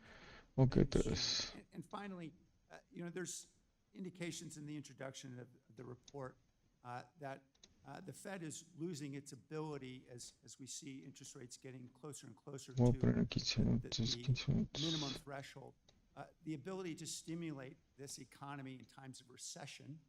We haven't had a recession, or at least we haven't had an extended recession in a decade and a half. I am particularly concerned now as we are looking at debt that is being considered to be imposed on future generations by this particular bill. Could there be a combination of very high debt and very little room to move in monetary policy that could undermine our ability to respond to the next recession? So we faced that issue quite a bit in the era of very low interest rates, but we're at higher levels of interest rates now, so there's significantly more room to cut than there was then. Thank you. Gentleman yields back. Gentleman from Wisconsin, Mr. Fitzgerald, you're recognized for 5 minutes. Thank you, Chairman. Ya Chairman pasamos la Powell, thanks for being here consolidación. today. Tengo que aguantar candela. Appreciate it. I want to go back to something we had some brief discussions about this in the past, but in September of 2024, with core inflation still being above target and the labor market was holding steady at the time, the Fed made a decision to cut rates by a full 0.5 percentage point. It kind of raised some serious questions as to whether or not the data truly Estamos supported segunda hora. such a move at that time, and I think some of us were Voy a bajarme surprised media that hora it was aquí, a full media hora acá. 0.5%. Ok. So, can you revisit that again? What the Fed was thinking at that time, because it seems to be somewhat of an enigma now. It stands out as, why was this done? Why was the 0.5% done at that point? I'd be glad to. So, first of all, actually the inflation and employment readings were very similar then to what they are now. They weren't terribly a tenth or two. Right. But the difference then was you mentioned that the labor market was stable. It wasn't. The unemployment rate had actually gone up almost a full percentage point. I was very clear about this. We were very clear about it in real time too. The concern at that time was that there really hasn't been an experience, or hadn't been an experience in the modern era, in which the unemployment rate has gone up close to 1% that hasn't been followed by much higher levels of unemployment and a recession. So we were looking at that and saying, and remember, at the point we're talking about, the federal funds rate was 5.3%, so definitely a very restrictive level. We were the last of the big central banks to cut. So we wanted to make a statement that we were supportive of the labor market and not just Estamos inflation. pasando el high, la resistencia. Estamos I pasando was quite clear about el this. high So, del H4 it was all anterior, about the labor market. que es Inflation este. was the same and High de unemployment was H4 reversed. anterior. It was the rate of change with the unemployment rate Aquí that fue raised a el lot of H4, concerns. aquí fue la Remember, we were resistencia, being pero criticized for estamos being late to cut. haciendo el reversa. So, we could have done 25. If we'd done 25 El in día, July, we were criticized for not cutting in vamos July. continuando Instead, we hasta did que 50 in llegue más o menos September. acá. And it seemed like the right thing to do. And at the end of the day, we do what we think is the right Media thing. hora. We think it's the right thing to do. We don't 15 take into minutos. consideration political Voy factors. a llegar aquí, cerrar where este that para arriba. stops. Once you start considering elections and stuff like that, where does it stop? So Aquí I didn't llenó want este to, imbalance I didn't want to insinuate y that se it had quiere ir anything para to do arriba. with the election itself, but there just seems to be some very similar numbers right now. And I'm wondering, and I don't bring this up because I want to kind of make a point about did the Fed do the right thing or not. I bring it up because it seems like everything's in place right now to kind of do the same thing, make the same move. I know this morning already, you've talked a little bit about where you were on inflation right now and kind of what you're watching, but is there any lesson there? I mean, are we in a position where it would be appropriate to do something as big as a 0.5% cut again? Well, look, as I said earlier, if you just look at the basic data and don't look at the forecast, you would say that we would have continued cutting. The difference, of course, is at this time, all forecasters are expecting pretty soon that some significant inflation will show up from tariffs. Now, and we can't just ignore that, but we're not. We're just saying let's wait and see more. That's all we're doing. And if you will have noticed, a substantial majority of the committee has written down rate cuts in the remaining 4 years, four meetings this year. So it's just a question of being prudent and careful. But at a time when the labor market is still strong, we don't see weakness in the labor market. If we did, that would change things. We're going to continue to adapt as the data adapt. But that is the difference between then and now. Then inflation was forecasted to continue to come down. Here it's forecasted to go up by all forecasters. So, and again, we're not overreacting to that. We're just saying, hey, as long as the economy's strong, we can take a little bit of a pause here. And that's what we're doing. And again, continue to adapt as the data comes in. If we see data that suggests that inflation's not Respetando, ahora fueron resistencias en NQ, ahora soporte. Abajo de esto, pues me tengo que salir. Ahora todavía tenemos en resistencia acá. Tenemos que cotizar para arriba para mantener cerrarlo. Ahorita es si cotiza por abajo de este nivel, mi stop visual, me salvo la operación. Estamos en imbalance. Creo que viene y luego entro en longs. Very much so. I think that's one of the great, well, won't call it a great thing, but one of the lessons to be taken from the last episode is supply chains really matter. We're watching that carefully. It's too soon to say really on that. We're not seeing it yet, but we could. Gentleman's time has expired. Thank you, Chairman. Yield back. Thank you, Mr. Fitzgerald. Gentleman from New Jersey, Scott Heimer, you're recognized for 5 minutes. Thank you, Mr. Chairman. Chairman Powell, Aquí as tengo el a lema de member of the 9 Intelligence periodos. Committee, I'm deeply concerned about the threat of Iranian cyber attacks on our financial system as retaliation for our strikes on their nuclear facilities. In its cybersecurity report last year, the Fed acknowledged that critical infrastructure, including financial services, is at risk with rising geopolitical tensions. Iran has a history of targeting American infrastructure companies and financial institutions and banks, which could obviously threaten and cause economic damage. What actions is the Fed taking now to monitor and defend against Iranian or proxy cyber threats targeting our country's financial institutions?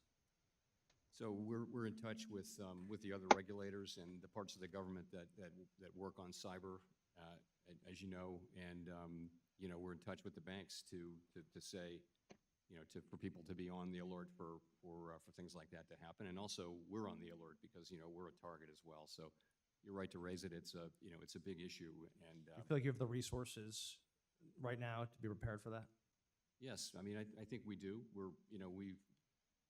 We spend a lot, and the government generally spends a lot on these things, and but you can never ever be comfortable in this area because the bad guys are always getting better. So we need to keep to get better. Thank you, Chairman. Switching gears, the president and members of his administration have recently called you out, various name calling for certain decisions you've made. I know that some people worry that the president's bullying will impact your decision making. I know you have worked together, and I know that and respect, obviously, your independence greatly. Anything you want to add and give you a chance to reiterate your independence to the American people? Yeah, I would just say we're focused on one thing, and that is we want to deliver a good economy for the benefit of the American people. That's it. And anything else is kind of a distraction. I don't mean to refer to any particular thing, but we stay focused on that task all the time. We all down quite regularly. That's very good news. Me perdí la transmisión en vivo. Allá.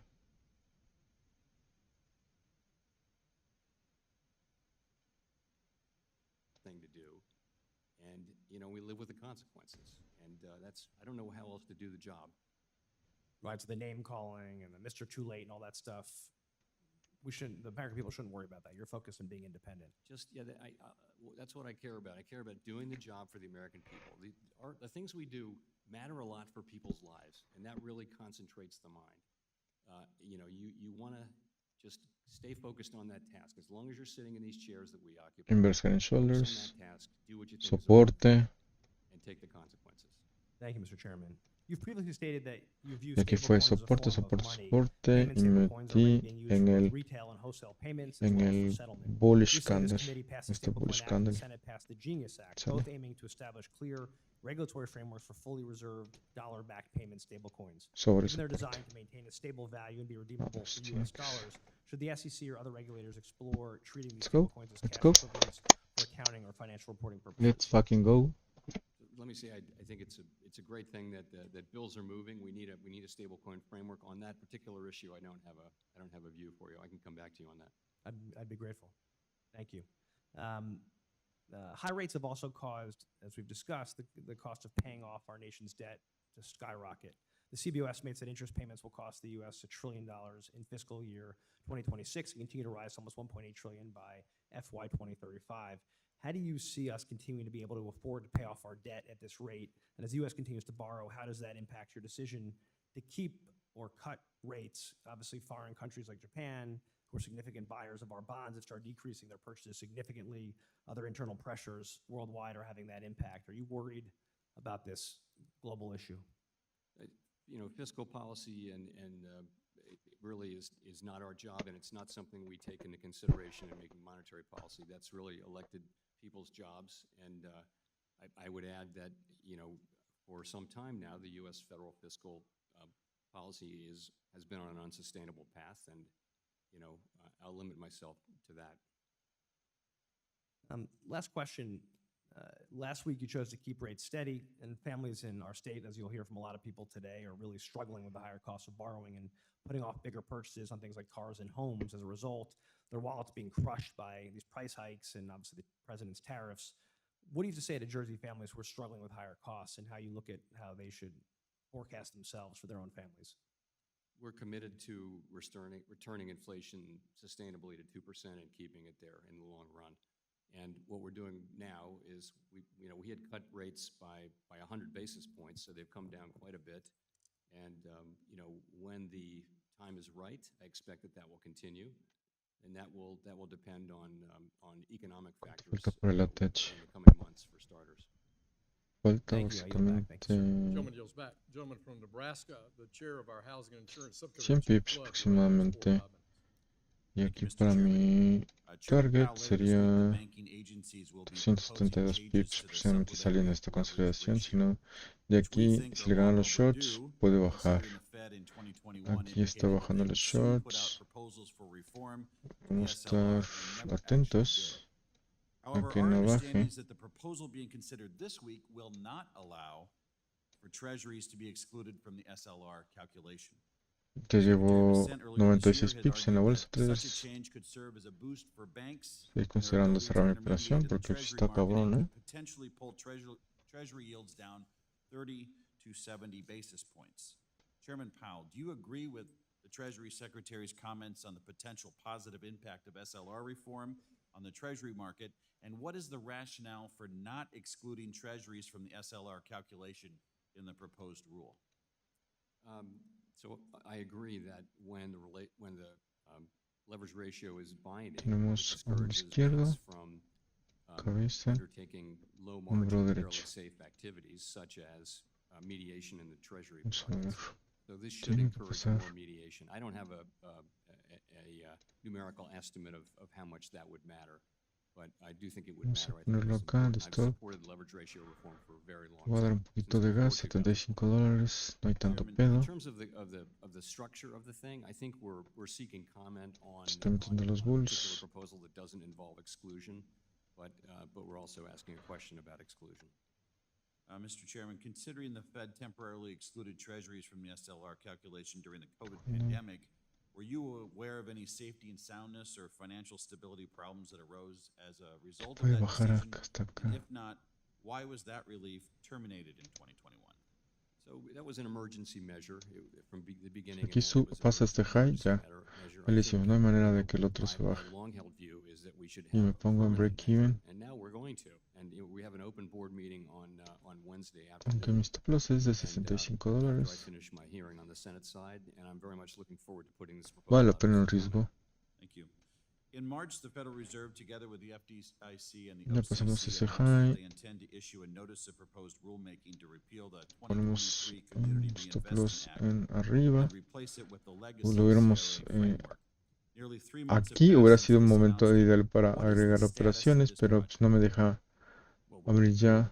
we're going to do No what me we said deja we're going to abrir do. ya. It's just a question of execution, and I think you'll see that coming. This would be, Aquí no, porque so todavía Vice tengo Chair el Bowman imbalance has acá. the, Aquí se has puede the dar job muchos of hasta acá sequencing y these arriba. things, and that one's certainly coming. Si la agrego sería en Do you este intend to lugar, issue a proposal that will be a clean rescission and replacement of that rulemaking, or are porque you todavía considering amendments ves to que the está legacy rule? subiendo, pero no ha I hecho honestly un don't know. retroceso. We'll come back to you on that. Aquí ya lo hizo. So we should know more later this Entonces week. aquí hizo este retroceso con este mega retroceso. Okay. Ya, si Finally, I'd si like to baja build más de off este of low what es porque Congressman quiere Style, liquidar. asked Es previously un on the estoy en la de un supervision minuto. of novel activities program. Do you feel any changes could be made to it to encourage innovation, and do you anticipate any such changes to the program? I do, and I also think Governor Bowman, now Vice Chair Bowman, is someone who is actually deeply knowledgeable and experienced in supervision, and that hasn't really been the model. Dice We've more had soporte people otra who vez are que obsessed with cierre regulation. en rojo, I en think she verde. brings a particular ability to move supervision in a healthy direction while also preserving safety and soundness. And that's what you mentioned is one of the dimensions in which I think that will be true. Thank you for your testimony today. I appreciate your service to the country, and with that, I yield back, Mr. Chairman. Thank you. Gentleman yields back. The chair recognizes the ranking member of our full committee, Mrs. Waters, for 5 minutes. Thank you very much, Mr. Chairman. Chair Powell, I appreciate that despite the repeated attacks by the president and his cabinet on you personally, that you stood your Está ground subiendo and you durísimo, did está not subiendo bow durísimo. to pressure from Trump, especially given the current state of economic uncertainty due to his policy. Last week, the Fed held interest rates steady. Afterwards, you said that you and other experts continue to expect a meaningful amount of inflation due to Trump's tariffs. You said that it may take some time for the tariffs to work their way through the supply chain, but that you found, and I quote, many companies do expect to put some or all of the effect of tariffs through to the next person in the chain and ultimately to the consumer, quote, end quote. So while the president may try to claim other countries pay these tariffs, can you confirm that it is indeed consumers and businesses in the United States that will bear these costs? So it can be anybody from the exporter, the importer, the retailer, the manufacturer, or the consumer that winds up paying these tariffs. In the beginning, it will be the importer that pays the tariff, but ultimately it will be spread out among those five, each of which will try very hard not to contribute, but in the end, the tariff will be paid. And you know, all of the data suggests that at least some of that will fall, not all of it, but at least some of it will fall on consumers.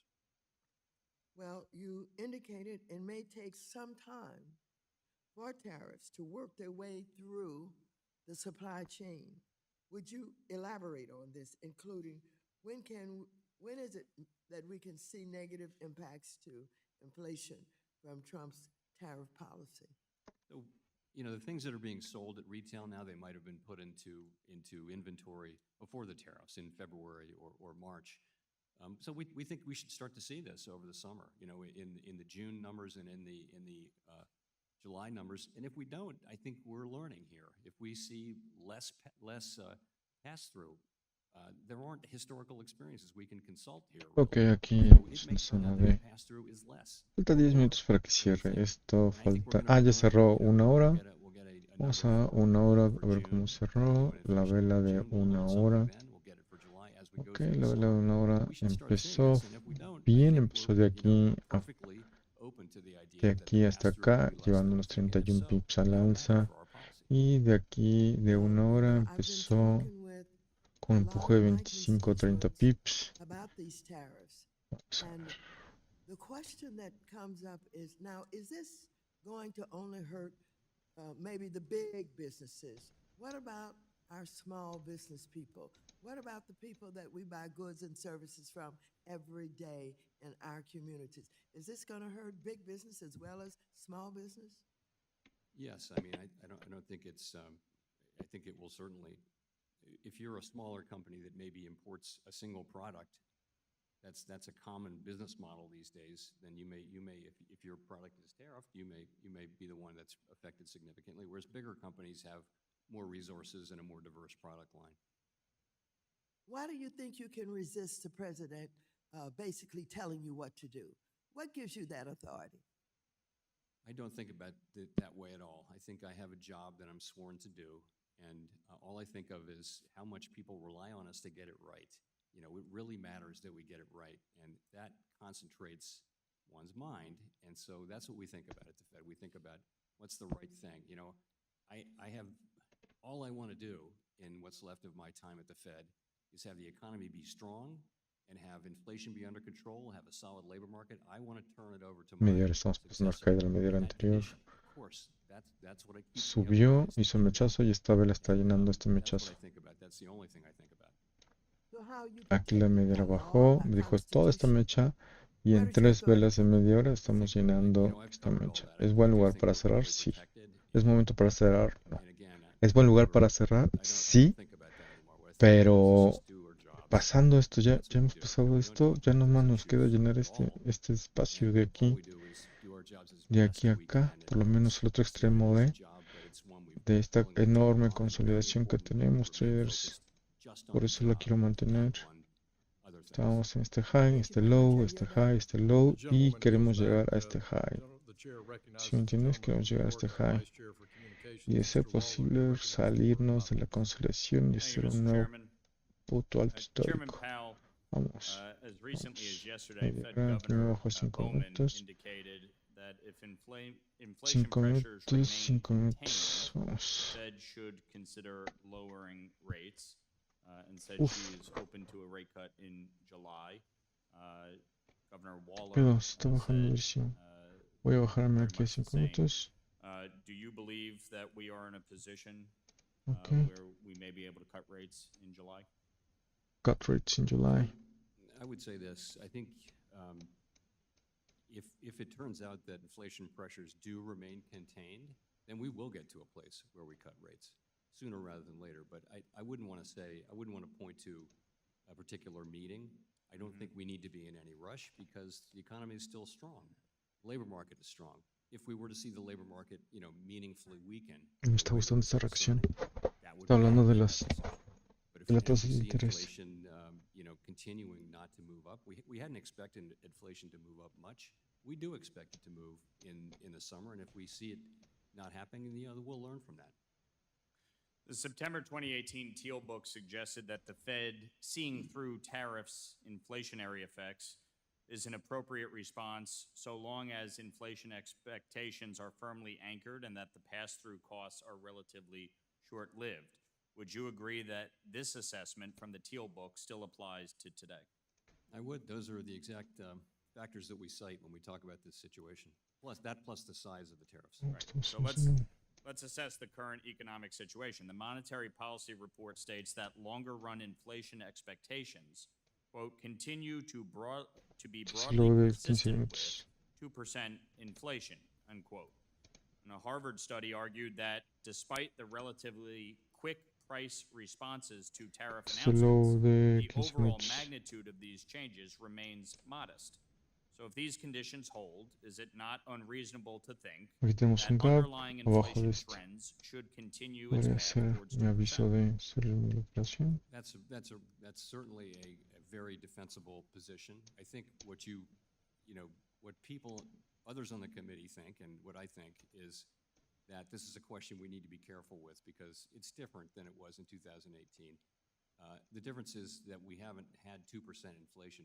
In 2018, we hadn't had an inflation as high as 2% for a decade anymore. Right. This is a different situation. We haven't fully restored price stability, and another shock. We have to be careful if there's a meaningfully large and sustained inflation shock. We have to be careful about that. And so, I think we're just trying to be careful and cautious, and we really think that's the best thing we can do for the people that we serve. If that happens, we need to be there for it. And so, we're in a difficult situation in deciding exactly when to move. But again, if we continue to see inflation come in, and not prove up at the higher levels than we expect, then that would matter for our decision making. Chairman Powell, economist John Taylor once noted that the Federal Reserve should deviate from its own Taylor rule in the event of an oil shock, similar to the tariff scenario. A one-time price increase from an oil shock should not be accompanied with an increase in interest rates. Do you agree with that assessment? I generally do, yes. Previously, you said that if you wait for inflation to get back down to 2% to cut rates, you are already too late. You also said in November 2024 that inflation was on a sustainable path to 2%. Given that the FOMC believes that interest rates now are moderately restrictive and that an oil or tariff shock may not impact underlying inflation in a significant or meaningful way, because as the Monetary Policy Report established, inflation expectations are firmly anchored, what is the reason not to cut rates? Well, it's uncertainty about the size and potential persistence of the potential highly uncertain inflation from tariffs. By the way, we have 5 Taylor rules in the Monetary Policy Report. 4 of them say that the policy rate is in the right range, and the other one calls for a hike. Right. Just for the record. Well, back in the beginning of the Biden administration, okay, when we talk about inflation, they increased federal spending by $2.5 trillion each year. $5 trillion in new spending. That's what gave us inflation, by printing all of this new money and borrowing, and yet you did not respond to that by raising rates. In fact, you were late to raise rates. And now, again, we see a situation where Gentleman's time you is are late to cut rates. That is the challenge here. Gentleman yields back. Chair recognizes the gentleman from Georgia, Mr. Scott, for 5 minutes. Thank you, Chairman. Chairman Powell, to the best of your knowledge, has President Trump put forward a coherent tariff policy? Is that your opinion? That is not a judgment for me to make or to discuss. Well, what do you think? Sir, it would be You- inappropriate I mean, for me. you're I don't running comment our on the president's economy. words or the president's Does policy. the president, in your opinion, does he have a coherent tariff policy? You ought to have an opinion on that. You run our economy. This is your bailiwick. Do you think he's got a good policy? Answer me. I would never comment on the president of the United States in that way. All right. What do you think our policy should be? We play no role in either establishing or commenting on tariff policy or fiscal policy. Que cabrón, está diciendo que It's not our business. We have a specific mandate. We No. try to stick to it. Let me tell you something, Chairman. In my state of Georgia, I got the fastest growing trade group down there. The Port of Savannah is indeed our nation's ya pasamos fastest aquí la, growing la resistencia, hacer el test y vámonos. Aquí nos falta hacer lo mismo. Fue resistencia, lo quisieron meter para abajo, pero aguantó esta línea de resistencia, pero aquí lo rompió y aquí lo está rompiendo otra vez, fungiendo como soporte, entonces no pasó abajo de esta línea. Our tariff policy. What do I tell my people? What do we tell the American people? And you're a good man. I want to know the answer to this question. I want to know how you feel. This whole tariff question. It's a tax increase.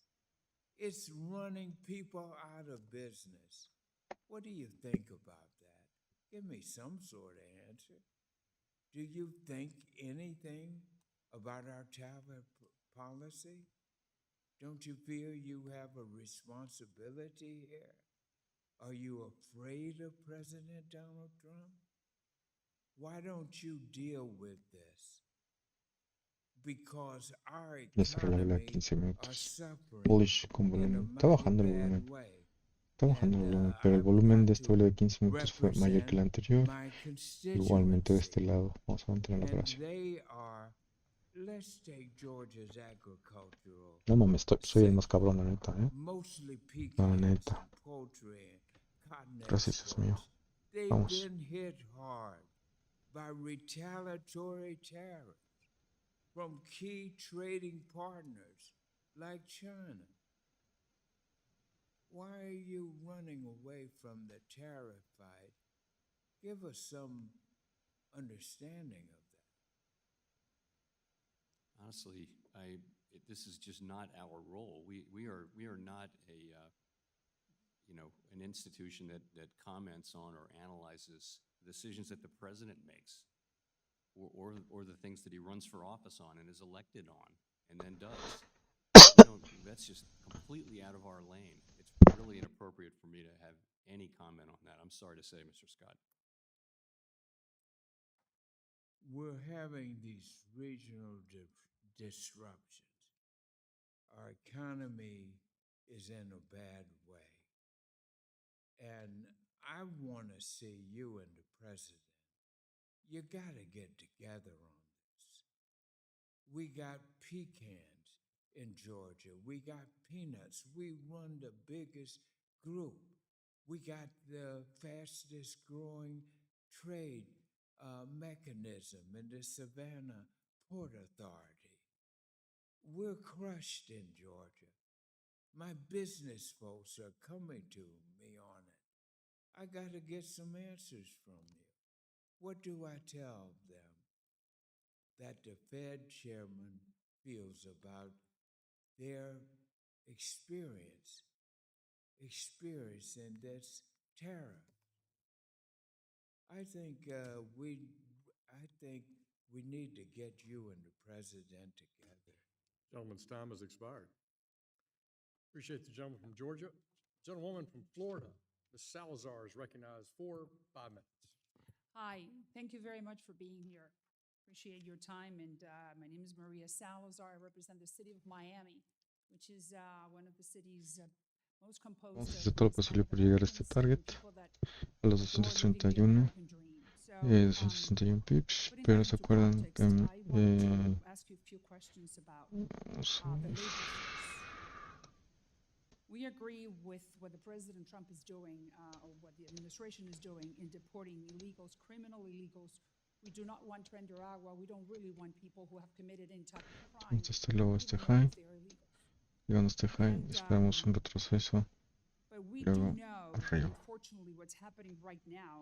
Rompiendo la TH, pues ya nos queda el siguiente target, los 22.524.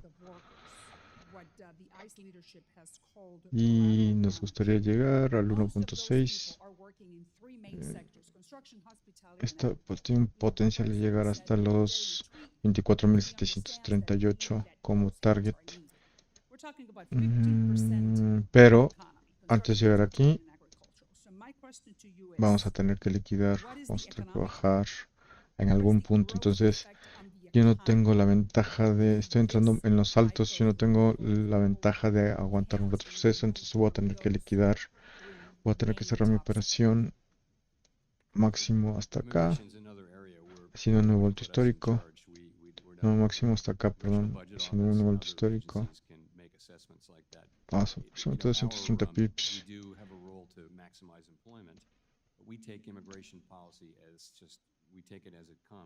Porque sí, puede llegar ahí, luego bajar, llegar hasta el weekly swing high a los 22.000 y aquí subir, ¿sale?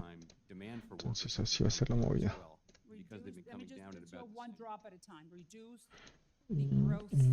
Aquí tenemos que llegar acá, hasta acá o acá. Vamos a ver que necesitamos. Que estamos 7.6, 1. Esto viene de este retroceso desde aquí, el 0.618, podemos ir hasta acá, es hasta los 43.000, es mi target final. Estoy haciendo casi un alto histórico, bueno, más bien haciendo un nuevo alto histórico. Esta sí puedo mantenerla, pero sabes que si hubiera entrado acá la podría mantener, cosa que ayer lo hice, pero lo cerré, me salió de operación, no lo holdeé. Entonces vamos a hacer lo posible por cerrar antes. Entonces aquí sería, si me va bien, podría cerrarlo aquí. Unos 1000 pips a los 43.800. Si es que pasamos estas resistencias. ¿Sale?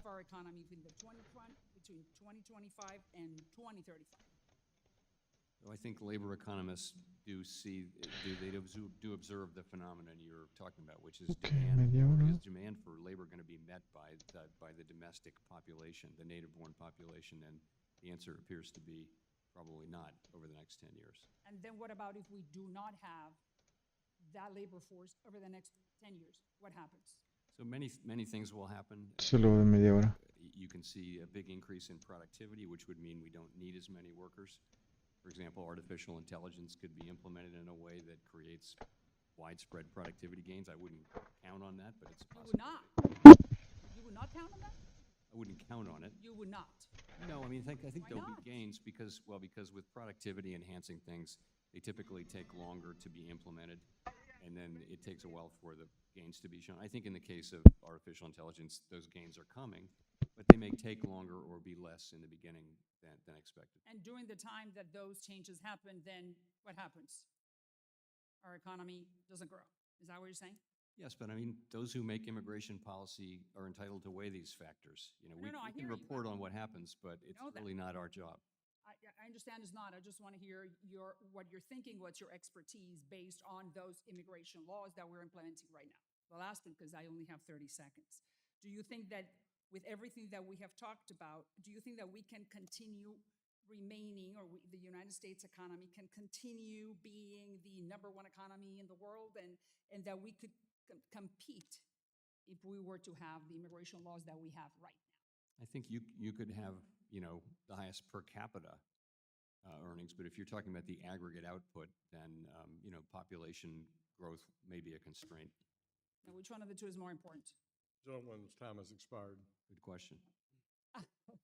Well, you can, I think Gentlewoman's time has expired. All right. Let me turn Thank to you, the Chairman. ranking member of the House Intelligence Committee, Mr. Himes, for 5 minutes. Thank you, Mr. Chairman, and welcome Chairman Powell.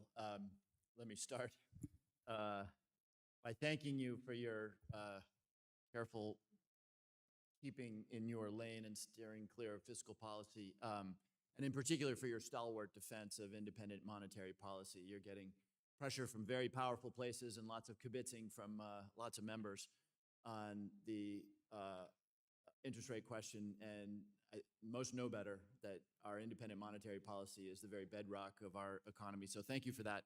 Mr. Chairman, I want to talk just a little bit about some of the technical matters associated with energy prices and inflation, because obviously turmoil in the Middle East has sent oil prices swinging wildly, with West Texas Intermediate in the last month or so being anywhere between $61 and $75 a barrel.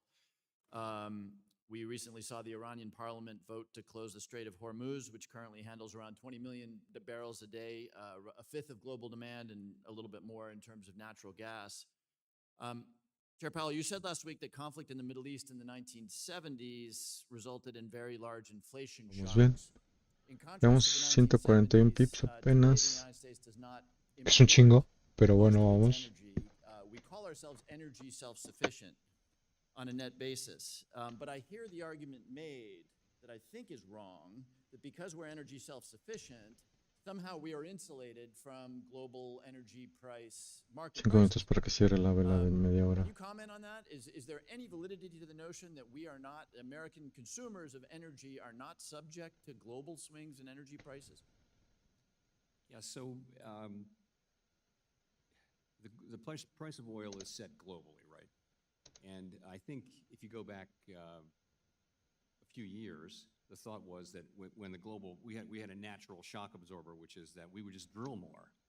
And that we would, if prices went up, we would drill more. And so you wouldn't have these sustained price shocks that we had during the 1970s and the original OPEC era. I think that is actually in question now because, the oil industry in the U.S. is being much more careful and focused on return on investment than they were, having been burned with overcapacity. Right, and I mean, yeah, in the long run, you can invest in additional extraction technologies, but this does not respond to day-to-day spot prices. So not quickly, the point I'm trying to make is that the conflict in the Middle East, if it resulted in $120 barrel oil, which is where oil was,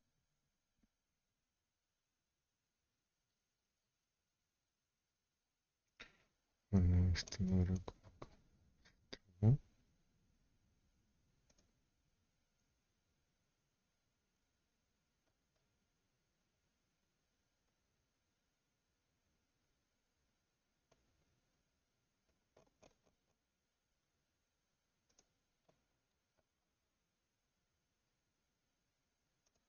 portion of the Yeah, so of the of course basket. we have more natural gas than we have so much natural gas, so that'll always be there for us. So what's going to happen in the Middle East in an hour, much less in a week or a month or a year. But as a technical matter, at what price for a barrel of oil Vamos. does the American household begin to feel inflationary effects? So we're at $75 a barrel roughly right now. At what price point does the American household begin to feel some inflationary effects? I don't want to throw out a number. I think we're frankly, it's too early to say that something like that's going to happen, and I know you know that, but I wouldn't want to throw out a specific number. If prices went up materially, people would feel that. Okay. Again, I think if I look at the data here, WTI per barrel about 120. It peaked at about $120 in 2022. what do your models suggest would occur to I'm going inflation, and to how would it use influence the, the Fed's thinking I should we think be it's on back the at $120 a barrel? Well, let's just say there's a big price spike in that range. So, we would look at 2 that minutos porque and sigue lo de la we would medidora. ask ourselves, we look at the overall situation, we would ask ourselves, should we react to that? So, for example, during what we called the Arab Spring back in the early teens, oil prices went up a lot, and that went into the price, and there was a discussion, and I think the right answer was to look through that. The question you'd be asking to yourself, because by the time you react, the price comes back down. I think the question today would be, is the situation different, and what would be the implications of those differences? Gentleman's time has Thank you. expired. I thank the gentleman from Connecticut.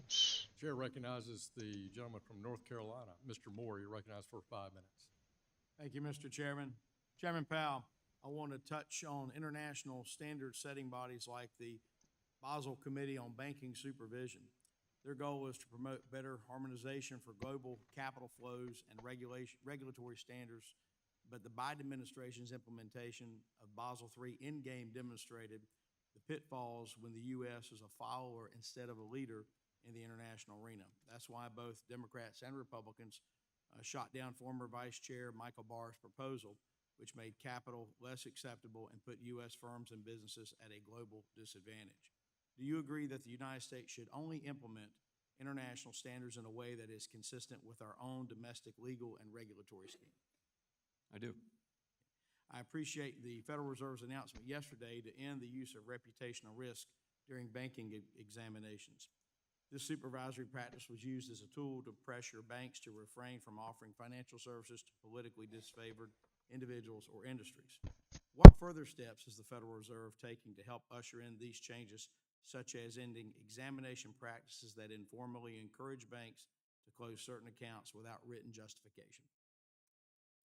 So we're developing, I should say Vice Chair Bowman is developing a range of policies that will help in that area, and I should let her speak to it. But as you know, we've eliminated reputation risk largely in a thoughtful way from those things. I think we became more aware of that problem over the course of last year, and like the other agencies, decided to move away from that. We're very conscious of the fact that we shouldn't be telling banks who they can lend to, that's a decision for them in the private sector. Let me ask you this, how are you ensuring, though, that like the frontline examiners are aligned with this new direction and not continuing with any past practices?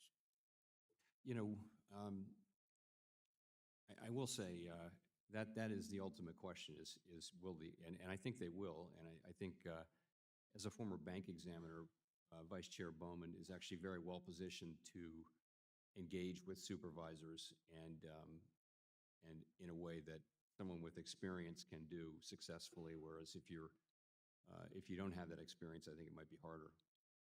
Thank you. Secretary Bessent recently announced a drive to change the culture of supervision through improvements to examination procedures, enhanced monitoring of examiners' compliance with those procedures, and more realistic processes for ¿Cerró bien? appealing Sí, supervisory vamos bien. That includes Con la defining resistencia ya, ya nos quedó vía libre. using more objective measures rooted in financial risk. Do you support Este this high approach, es este and will high, we entonces see tenemos que further pasar rule este high. changes at the Federal Reserve to De achieve aquí a this? acá So I like the sound of all that. I will say faltan that on all 132 issues pips of supervision, para llegar a Vice este Chair high. Bowman has significant authority, and also she's got the background and the Aquí. understanding. And first thing I would do is I would ask her what she thinks about that. Just sort of a changing direction on a couple of questions. During the volatility in the Treasury markets last April, some have speculated that foreign investors were dumping Treasury securities. Since then, though, recent data has showed that foreign investors holding of U.S. Treasuries held close to a record high in April. Does this data show that Treasury's safe haven status and the dollar's global reserve currency status remained strong while the administration conducted trade negotiations? I would say yes to that. I think we need to be careful about these narratives that pop up quickly. I mean, we're the world's reserve currency and the world's greatest democracy, and I think the dollar is always going to be, for a long time, is going to be the reserve currency and the place where people want to be. Let me ask you this. Do you believe there's a possibility that Treasury markets will crack just as Jamie Dimon was recently warned at the Reagan National Economic Forum? You know, I don't want to say things like that. I don't think that's something that's happening. Treasury markets are functioning well and normally, and they did function through a 2022. period of pretty Nada de substantial cerrado stress. posiciones As you todavía. pointed out, Mr. Moore, that they're focusing well now. With that, I yield back, and actually, if Ms. Salazar is still here, I'll give Este her my cuate ya no le remaining time. subimos, que 94. Gentleman yields back. Chair recognizes Ms. Williams of Georgia. You're recognized for 5 minutes. Mira. Thank you, Mr. 54.000 traders, los traders están inscritos en esta competición. 54.000 traders. Estoy en la posición número 1000. Happy to have Wow. this conversation today because the last time we talked last July, I mentioned that combating economic inequality Faltan is a 5 critical días. part of the Fed's dual mandate, and that Vamos. is something that I am deeply, deeply interested in. Back then, we were talking about how we can get everyone in our economy to have the opportunity to contribute to their fullest potential, because that's how we get our economy firing on all cylinders and work to continue to close the racial wealth gap, which my home city of Atlanta continues to lead the nation in. That seems like such a far cry from where we are today, almost a year later. Forget our economy firing on all cylinders. Now our economy and our nation seem to just be on fire. We're looking at tariffs that are raising the prices of groceries, fuel, housing, and everyday goods. Chairman Powell, I get feedback every time I'm in a hearing about my nails because I like to get my nails done. And my nail tech told me about the increase in cost of so many of the different products that would be used just for me to get my manicure monthly, because tariffs are frightening so many of our small businesses, which we know are the backbone of our economy. And so it's hurting my community in Atlanta.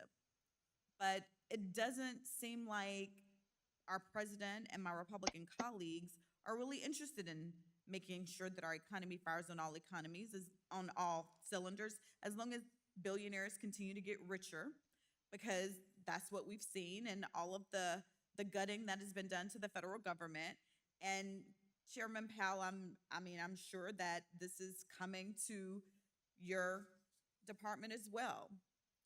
With the recent events that we've seen, we know that it is very dangerous to Toda una gut hora the para que federal termine government, 4 agencies horas. that we depend on, and Y por aquí politicizing 2 the horas work para que of termine agencies 4 horas such en as NQ. yours. Chairman Powell, this current Y president 1 has hora. tried to reclassify tens of thousands of non-political public servants just to make it easier to fire them. And that includes people who have served in Democratic and Republican administrations. It even includes people who serve in independent Torra agencies mucho, lo voy a just bajar like yours. a como Chair Powell, as a chair están who los cerramos. our current and previous president routinely has threatened to fire, I think I just heard something on CNN today while you were here testifying. But what effect has this policy had on the career civil servants in your agency? And are these threats making it easier or harder for the Fed to do monetary policy? They're having no effect. We're doing our jobs. You're doing your jobs. I appreciate you doing your job, even when it might not be easy. It is important to tune out the things that you hear on the media, because I hear it every day representing a district that has a lot of federal employees, a lot of people who work at your agency. I hear from people all the time. Thank you so much. And not only do I have thousands of federal employees in my district, but my district has one of the widest racial wealth gaps in the country. Much of that has to do with our worsening housing crisis. And unfortunately, as we've seen with the past 6 months, this administration has been focused on this big billionaire bailout bill, gutting HUD, and releasing a budget that does not help the supply of fair and affordable housing nationwide. Now we've heard the president talk about having the power to control interest rates. In your opinion, Chairman Powell, what would you expect the effects would be on the housing market if the president were to lower interest rates without addressing the housing supply crisis nationwide? Sorry, if he were to what? If the president has talked about having the power to control interest rates. In your opinion, what would you expect the effects would be on the housing market if the president were to lower interest rates without addressing the housing supply crisis nationwide? Honestly, it's not our job to speculate on things the president might do.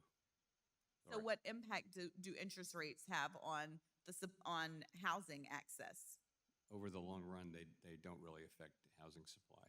You know, assuming that rates will go up and down.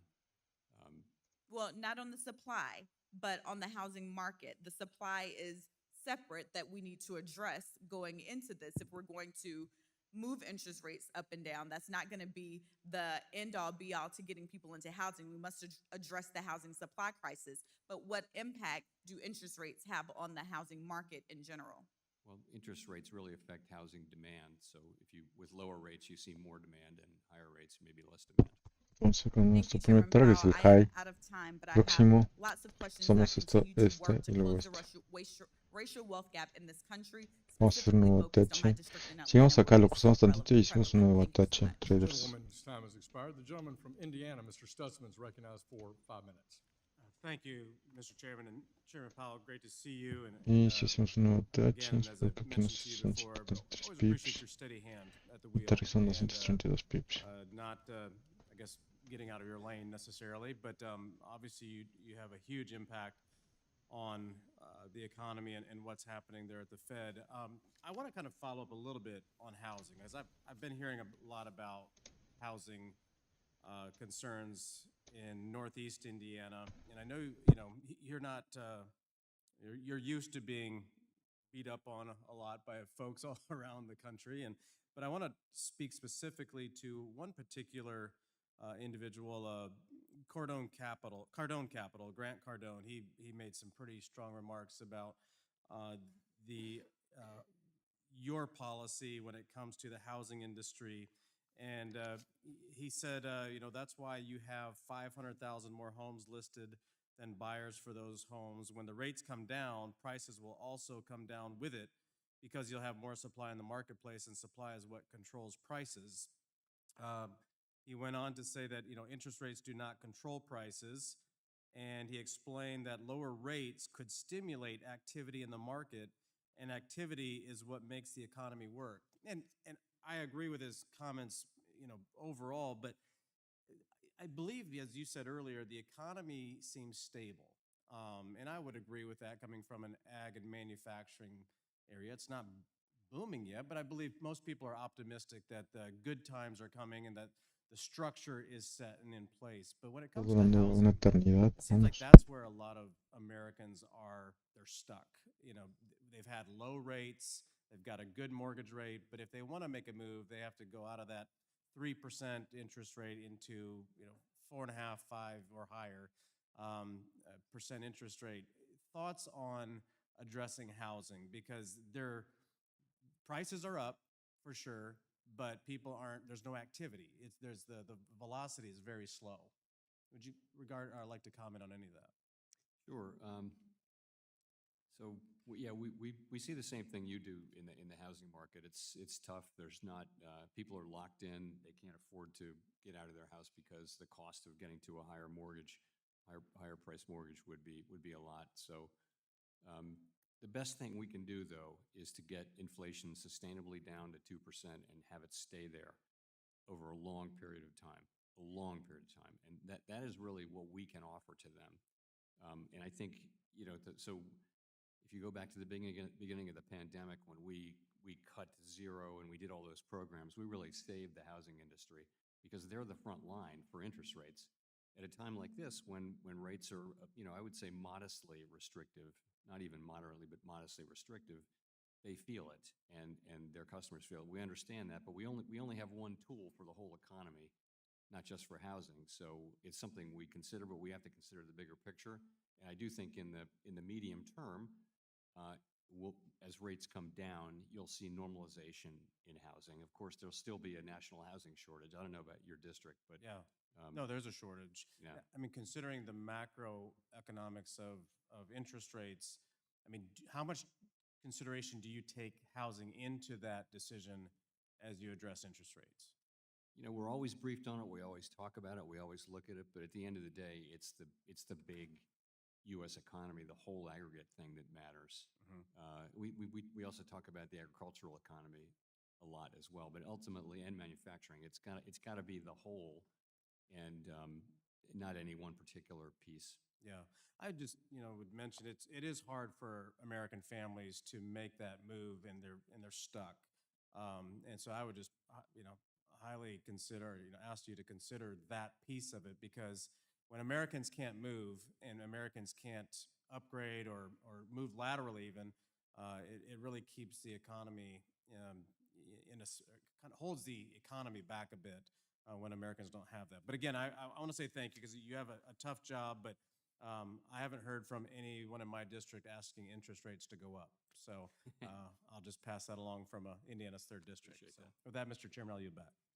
Gentleman yields back. The chair now recognizes the gentleman from Colorado. Ms. Peterson is now recognized for 5 minutes.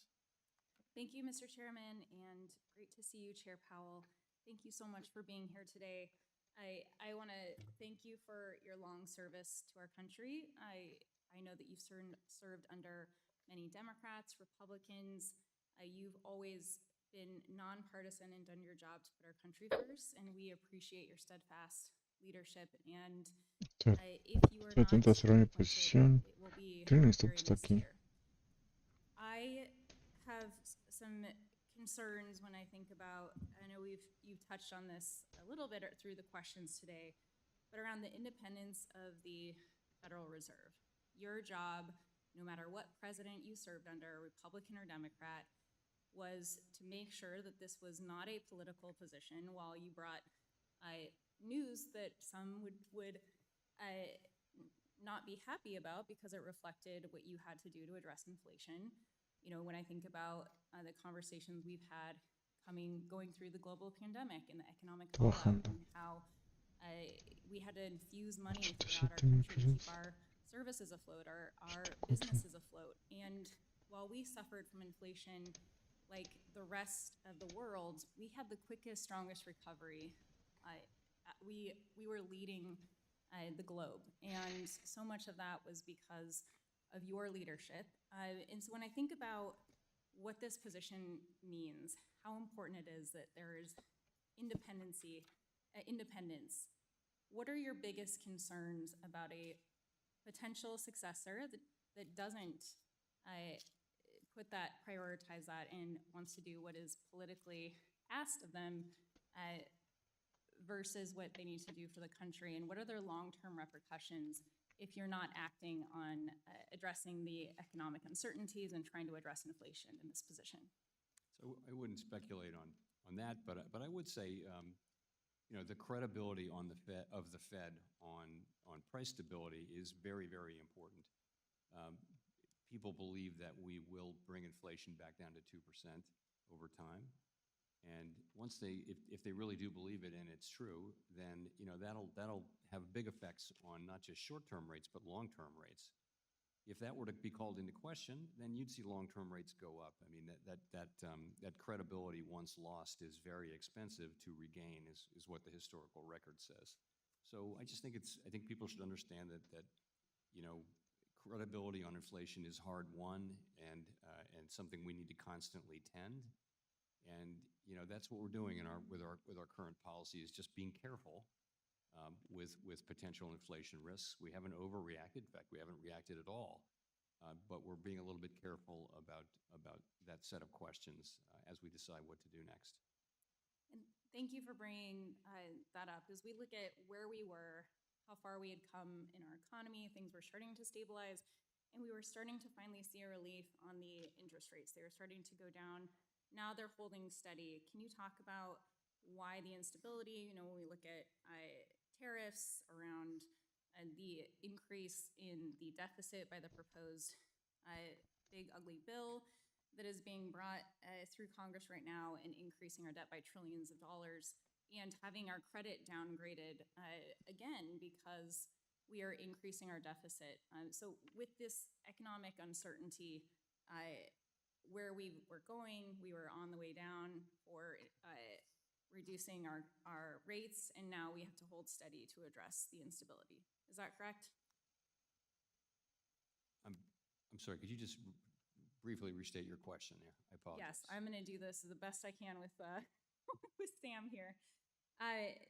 That with our having to address inflation, as we've started to see it, you were able to decrease the rates.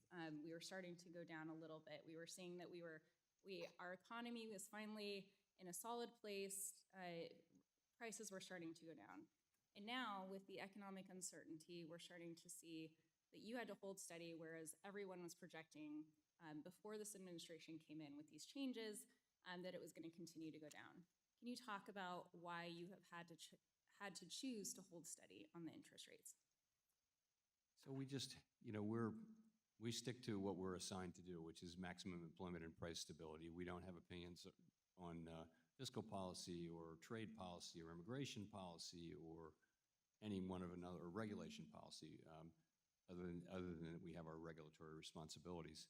And so we take what comes as it comes. And,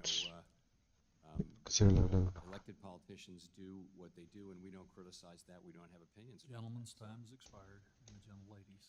Thank you, and thank you, Sam. Chair now recognizes the gentlewoman from Texas, Mrs. De La Cruz, for 5 minutes. Thank you so much, and thank you, Chair Powell, for being here with us today. I am Congresswoman Monica De La Cruz, and I am from deep South Texas, a largely Hispanic district, a rural community right there on the border of Texas and Mexico. I serve as the Vice Chair for Housing and Insurance Subcommittee, and it's difficult for families right now to afford a home on an average paycheck. I'm committed to finding affordable housing solutions for the people in my community, but also for all over the nation. So, Chair Powell, mortgage rates remain significantly elevated relative to Treasury yields, with spreads well above historical norms. To what extent does the Federal Reserve believe its balance sheet policy, particularly the runoff of MBS holdings, is contributing to this widening, and how does that factor into your broader assessment of financial conditions? I don't think that our runoff of MBS is a particularly large contributor to that situation. I also think it's not just interest rates, it's in so Dow many Jones. things around housing now. It's insurance, it's materials, it's land acquisition, it's labor. There's so many cost pressures that are pushing up housing costs. Thank you.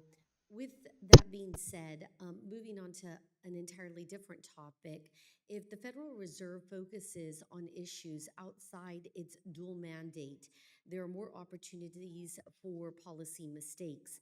How can you ensure that no other climate policy work is being done at the Federal Reserve?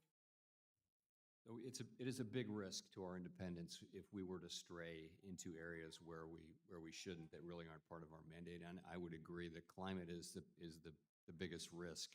So we really did the bare minimum. We did much less than I think people understand in the climate area. All we did was one piece of guidance, and then we ran one stress scenario, and by the way, didn't find anything. And I think you don't look to us to try to take on a bigger role or really to play any role in climate, which I personally think is an important issue and one that needs to be dealt with by elected officials. And for bank regulators just to step in and take that on without a mandate from Congress is not a good idea. It's not a good solution, and it's not a good way to remain independent. Reclaiming my time, what kind of climate guidance did you make? So for just the big banks, I believe, we asked them to monitor to have a framework for which they would monitor their risks from lending. That's all it was. And I would say that guidance is something we're looking at pulling back. When you say the risk for lending based on political climate change, is that correct? Well, the idea was that the changing climate could, I'm not defending this, I'm telling you what the idea was. The idea was, climate change would cause certain kinds of assets to lose value. That if banks are lending in those areas or to those industries, then they should at least be able to measure. Didn't ban anybody from doing anything. It wasn't prescriptive. At the same time, you have the feeling that the side effect of it would be to discourage lending, and we don't want that to be the case, so that's why we're looking at it. Well, it does sound like that is policy that is based on political agenda. And when it comes to banking, it should not be based on political agenda, but instead on facts. Facts such as credit, facts as good monetary policy. So I would have to disagree with you on the fact that the Federal Reserve stayed outside of political agendas. When it comes to climate change, that is a political agenda, and I would have to disagree with you on that. Thank you. I yield back. Gentlelady yields back. The chair now recognizes the gentleman from California. Mr. Sherman is also a ranking member of the Capital Markets Subcommittee for 5 minutes. We don't notice good bank Para que cierre la regulation. vela de Things una just hora. go smoothly. Tenemos que cerrar, me gustaría que cerráramos In por arriba de este 2023, we high. saw the effects Arriba de of este high. inadequate bank regulation, where we lost 3 banks. There was a proposal that passed the House that would have cut the pay rate of your bank inspectors and regulators down to 70% of the rate paid at FDIC. So you would have been the 70% of what the other major bank regulation agency did. I know you've announced things about headcount, but I'm focusing here on just the rate of pay. Fortunately, we were saved by not Superman, but Superwoman, Elizabeth McDonough, the Senate parliamentarian. But what effect would it have had on our ability to have good bank regulation if you had to go to all the folks in doing bank regulation at the Fed and say that their pay is going to be cut to 70% of the rate of pay over at the FDIC? Would have made it harder for us to attract or to retain personnel. It also would have knocked down something we've had for 90 years, which is a sort of a moat that allows us to take care of HR issues on our own without Congress.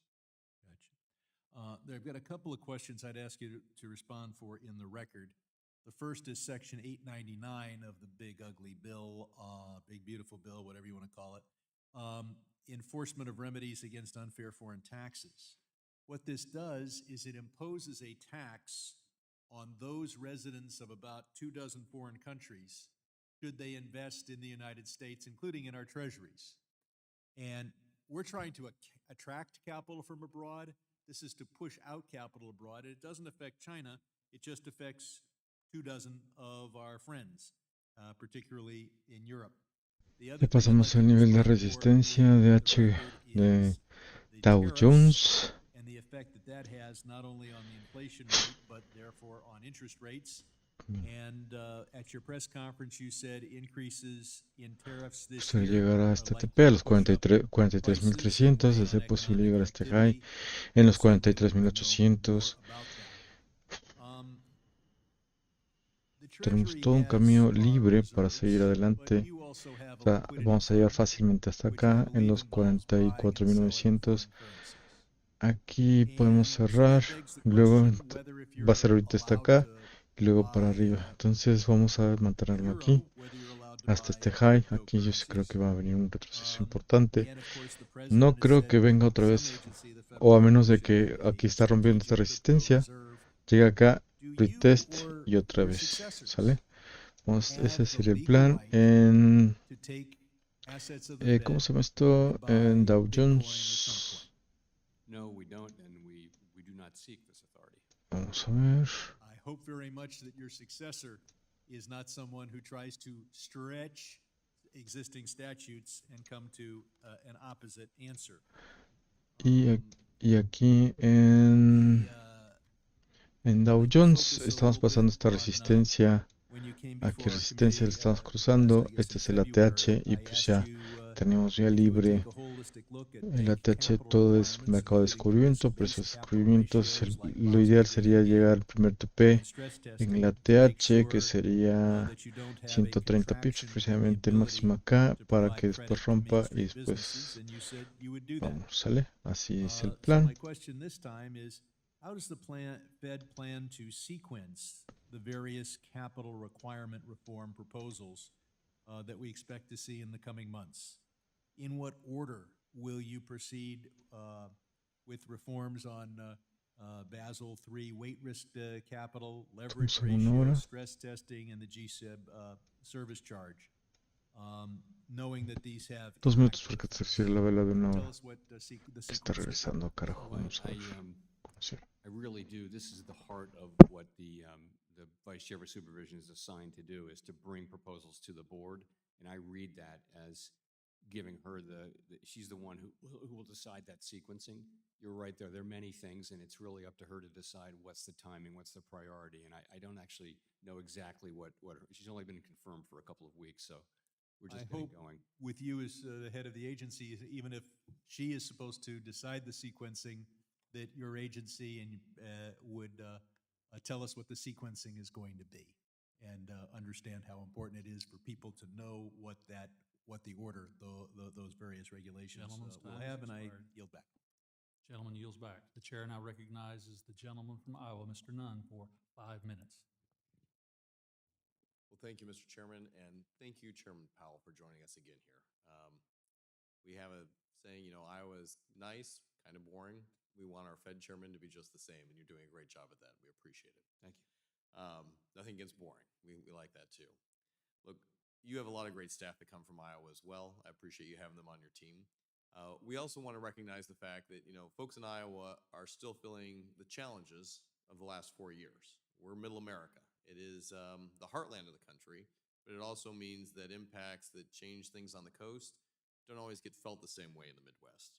And so as a result, folks are stretching every dollar as they face everything from higher grocery prices, eggs, to trying to buy just that first car or even maybe that first home. And interest rates to them matter as they do everywhere else, but they're even more. Now, I will offer, the president has made great strides in making progress for Iowa families, and wage growth is moderating nationwide. Many Iowans still feel, though, that inflation spikes impact them. And with the president focused on rebuilding the middle class, I'd like to talk a little bit about how the Fed ensures that this heart of the heartland can feel the benefits of a soft landing as you've laid out. Oh, you're asking me how you will feel the 174 pips aproximadamente. pretty open-ended question. So I think, our goal is to keep the economy strong, the labor market strong, and price stability fully restored. So that's really what we can provide, is a long period of stable prices. And we define that as Chairman Greenspan used to, which is people can make economic decisions in their families and their jobs where they don't have to think about inflation all the time. And we're getting back closer to that place, but we're not quite there yet. That's the main thing we can now do. And once we restore price stability, very soundly, that gives us the ability to react more strongly to downturns in the economy without having to worry about inflation. And so that's, we have limited scope, but those are two very, very important things that we can deliver that benefit all families. I would agree.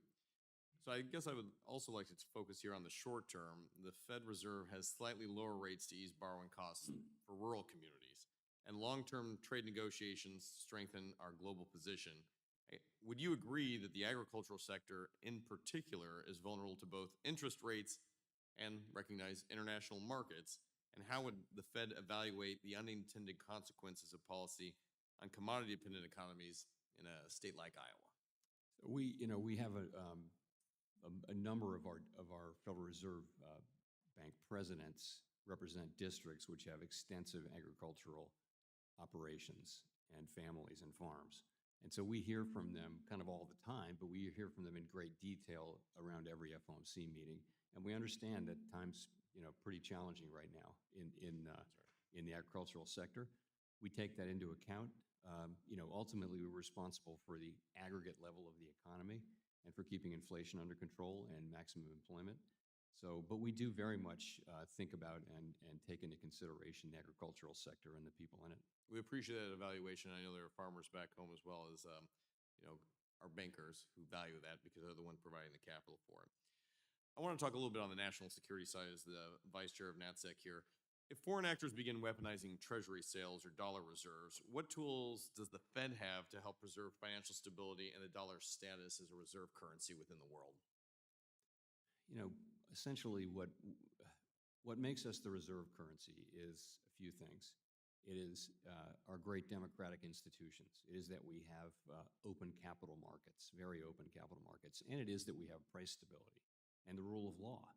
Those are the things that make you the reserve currency, and you can keep that status as long as you maintain those things. Of those things, the thing that we contribute is price stability over the long run.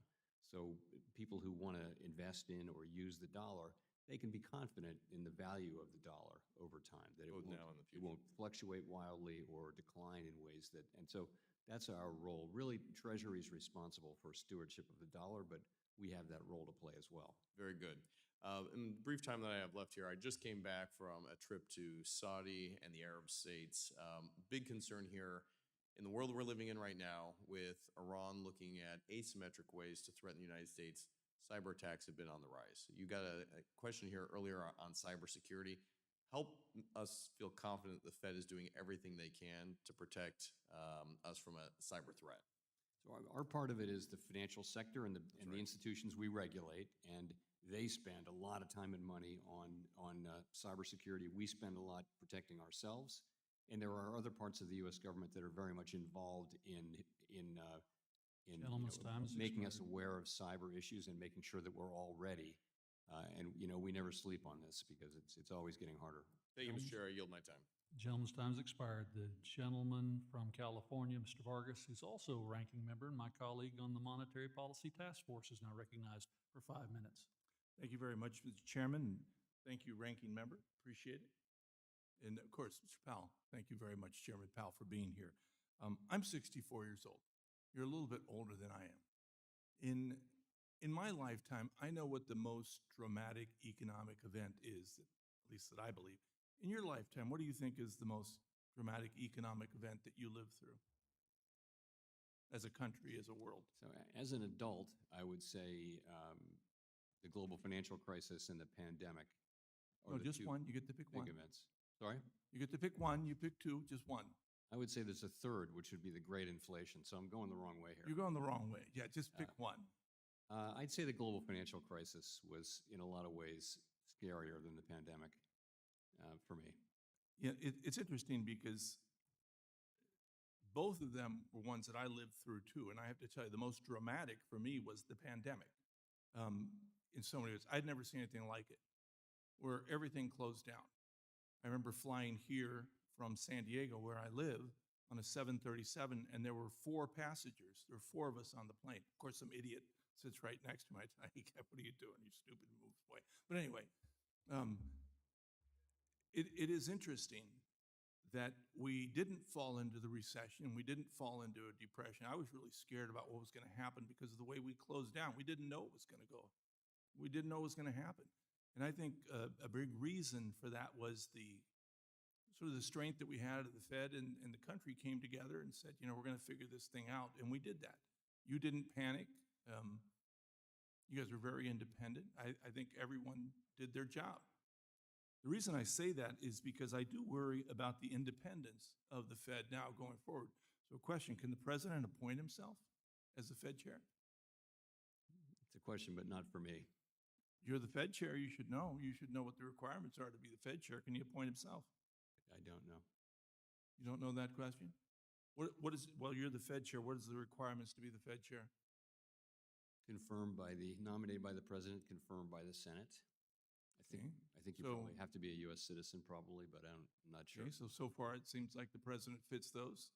He's a U.S. citizen. He can propose himself, and I assume that the senators over there could confirm. Why couldn't he become the Fed chair also? Again, not a question for me. Okay. I wouldn't speculate. The reason I ask that is because, again, I do think that we have a great system because of the independence of the Fed. And it worries me that more and more, and I assume, I'm not going to ask you this embarrassing question, although I would like to, whether you read all the things that he says about you. I'm sure you do, or some people tell you. Yeah, but I won't tell you what they are. But I'm glad you've been independent. And I think that that's so important because you do look at long terms. It's not missed on you. You know that we want you all to lower the rates. You know that, both sides, right?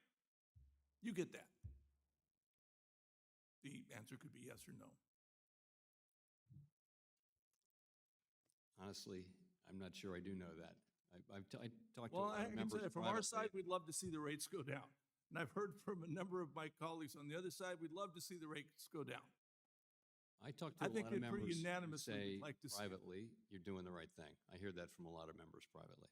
Yeah, oh, But in any good. case, we have to do, we're appointed and confirmed, my colleagues and I do what we think is right. That's exactly right, and that's why I say it, because I think it's not lost on you that we all want the rates to go down. In fact, it's really real when you say, someone's locked in at 3% at their house, their interest rate, so they don't want to move and get a 7% rate. I mean, they don't want to pay that. That's real. My colleagues mentioned that, and that's truthful. And that's why it's so important to be independent. Now, lastly, I do want to ask, because again, it's so darn important to have an independent Fed chair and an independent Fed. Secondly, the dual mandate. I respect the chairman very much, and he's a friend. Hope that doesn't hurt him politically. But that being said, he did ask you a question about the dual mandate in a way that he quoted somebody else and said, is that the way you see it? I do want to see, how do you see the dual mandate? It seems to me that you gave a little bit of a preference to price stability over maximum employment. Is that the case? No, I think the two things are equal under the law. But the thought is, we haven't defined it 156 pips. in Está exactly the bajando way muchísimo. that the chairman said, but not That's you okay. agree. I do think it's a reasonable way to define it, which is the maximum employment is the maximum level that's sustainable or consistent with price stability over the long run. That doesn't make it, to me, an inferior goal. Gentleman's time has expired. Thank you. I think it's Thank kind you, of Mr. Chairman. implicit in a way.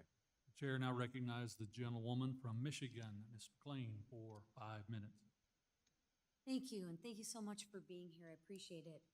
As a business owner, small business owner myself, access to capital is extremely important to me. So I want to talk a little bit about the Fed's balance sheet and just get a better understanding of how we're thinking about it. I mean, some experts say that the Fed's balance sheet or large balance sheet is distorting the markets and keeping long-term rates, let's say, too low. Also, I think it limits the access to capital, right? Historically, if I'm accurate, the balance sheet's been about $4 trillion prior to the pandemic. Then we raised it, we almost doubled it to about $9 trillion, and now it's on a kind of a downward trajectory to about 7.2. Again, if my math is right. Do you think we're on the right track in shrinking this balance sheet? I do, yes. I'm trying to get a sense of what the landing spot, in your opinion, should be. Do you think we'll get back to the $4 trillion? No. So we're in what we call an ample reserves regime, and what that means is that the quantity of reserves, demand fluctuates, and this means the quantity of reserves can fluctuate without affecting interest rates. And we think that's a good thing.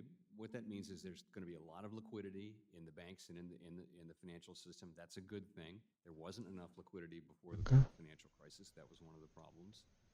We have some shrinking left to do on the balance sheet, but we're not going to get down as far as you asked.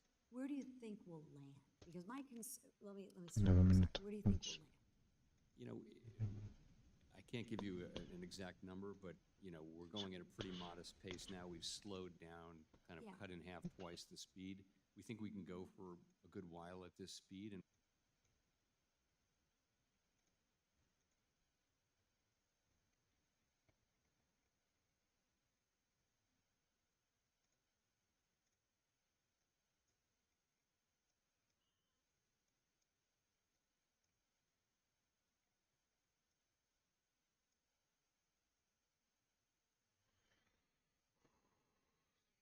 Esta onda, vamos. We're really hanging on to our cash. I think if you took the trouble to go back to a much smaller balance sheet, it would have no effect whatsoever on capitalability for companies. We wouldn't do that at all. We're not from companies. That's not what's happening. It's just you have a big balance sheet where there's a lot of liquidity. The result is there's a lot of liquidity. Banks are flush with liquidity, for the most part, and that actually enables lending. It probably wouldn't have much of an effect one way or the other if So you you're went back to a comfortable. smaller balance sheet. So you're comfortable with the liquidity, you're comfortable with the access, Yes, I mean- access to capital, excuse me. I mean, we look at credit availability for smaller businesses, and, right now, conditions are a little bit tight. Yeah, it's tough for people in my district. Yeah. It's I would say that they're not it's tough.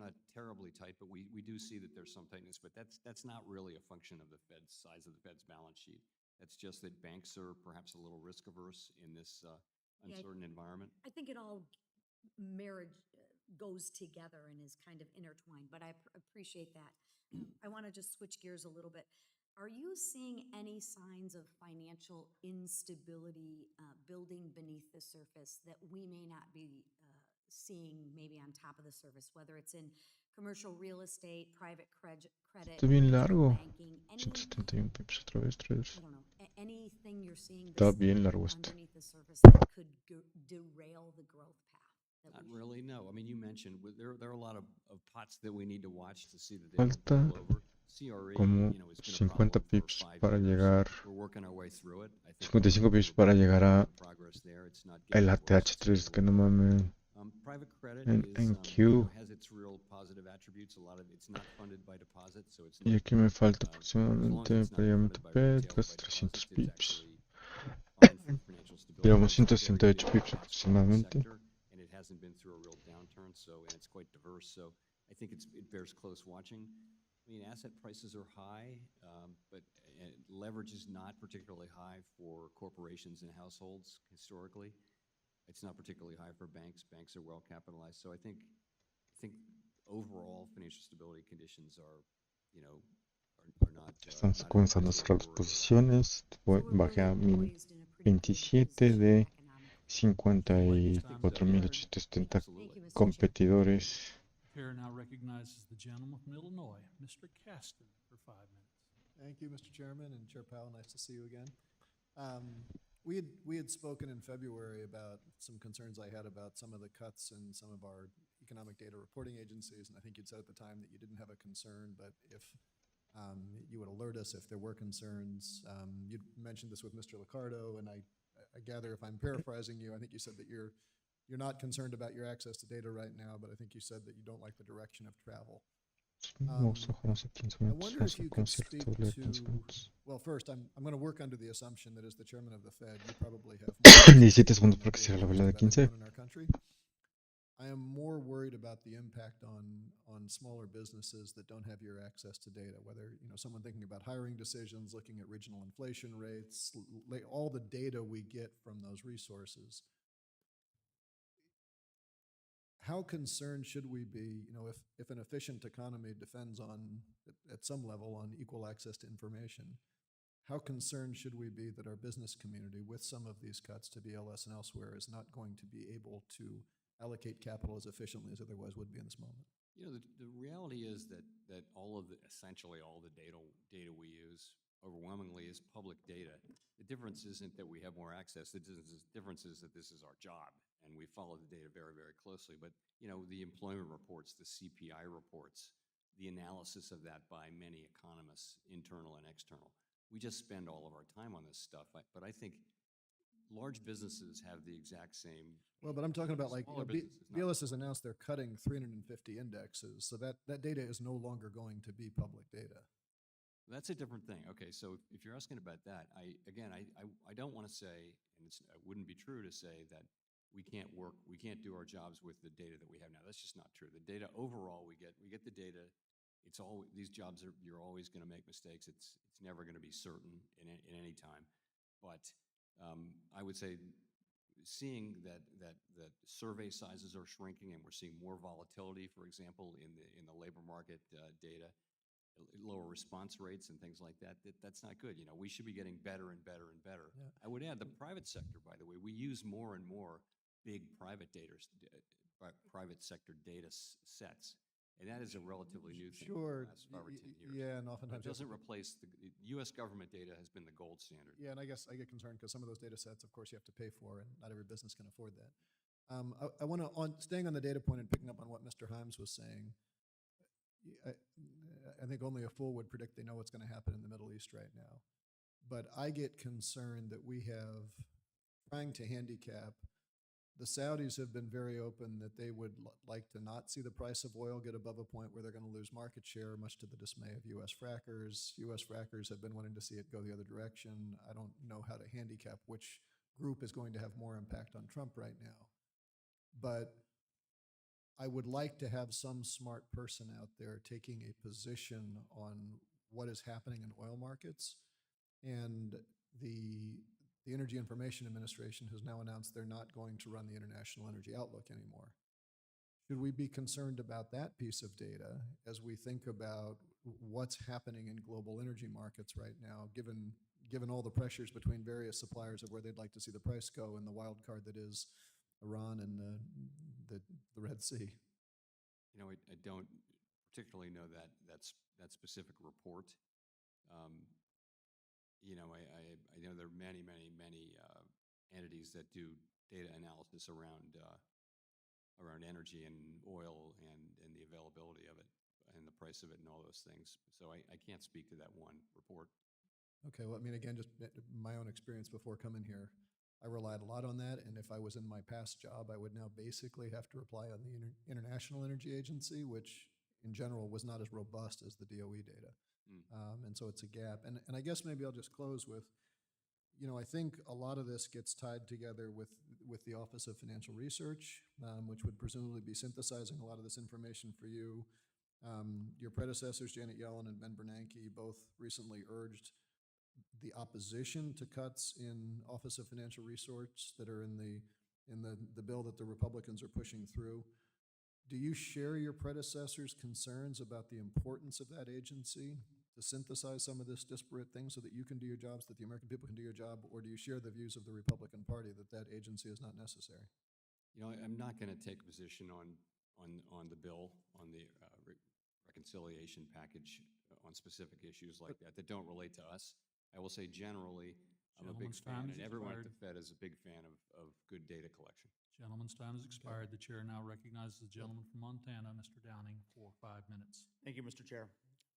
Our national debt now exceeds $36 billion. Congressional Republicans have made it our mission to rein in out-of-control spending, from repealing the Green New scam, enacting common-sense Medicaid and SNAP reforms, and rescinding wasteful spending. Mr. Chairman, you have repeatedly said our national debt is not currently at an unsustainable level, but it is on an unsustainable path. Can you describe what the point of no return looks like when our debt reaches an unsustainable level? So there's no way to know exactly what that is, but ultimately, if the debt is growing substantially faster than the economy, by definition, at some point it will not be sustainable. So, we don't have oversight responsibility over the fiscal authorities, but that's traditionally what my predecessors have limited themselves to saying, and I'll say it too. And what effect would that have on the economy? So you'd see rates go up. It would be very challenging to. I think if you wait too long to fix the problem, you'll have to fix the problem eventually. If you wait too long, it'll be much more painful. Yes. I believe the U.S. dollar status as the global reserve currency is essential. It allows the U.S. to borrow at lower costs, which stimulates economic growth and increases standards of living. The Trump administration is actively negotiating to ensure we are no longer taken advantage of by our trading partners. At a previous Monetary Policy Task Force hearing, all of the witnesses agreed that the recent volatility in the Treasury markets did not permanently damage the dollar's global reserve currency status. Do you agree? I do. Thank you, sir. Let me turn to oversight of the Federal Reserve. I certainly believe that had the Federal Reserve responded faster by raising interest rates earlier to combat the inflation crisis of the previous administration, that interest rates would not be as high as they are now. I hear frequently that from my constituents that they're increasingly getting priced out of the housing market while interest rates remain near record highs despite the rate of inflation coming down. So, Mr. Chairman, I appreciate the Fed's increased transparency under your leadership, and you've always welcomed congressional oversight into the Fed. And I also appreciate the comments you've made about the limits of our knowledge demanding humility. So with that in mind, Can you point to oversight practices of other governments into their central banks that could be replicated with the Federal Reserve? That's an interesting question, and I want to think about that. I'll come see you and we can talk about that. I Thank you, think sir. we have effective oversight from this committee and from the other committee in the Senate, and I think that's important. Would you be supportive of an outside independent group of analysts or economists that conducts a periodic review of the Fed's economic assessments and modeling? So those are ideas I'd like to think about and discuss privately before. So do you have any other ideas to increase oversight in the Federal Reserve? I think, like my predecessors, I've fostered, more and more transparency at the margin, and I think that's appropriate. I think transparency is critical if we're to maintain our democratic legitimacy. So I've tried that, but I'll devote some more thought to that question. Well, I look forward to following up, and I thank you for your responses. And on that, Mr. Chairman, I yield.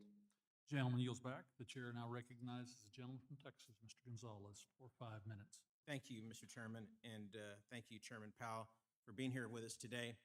I understand commenting on some policy issues or outside of your purview, but I have one that I think is heavily impactful on the American economy right now, and I want to underscore the scale and impact of the ICE raids that we're seeing across the country. Pew Research estimates that over 10.5 million undocumented individuals live in the United States, more than 3.3% of the population today.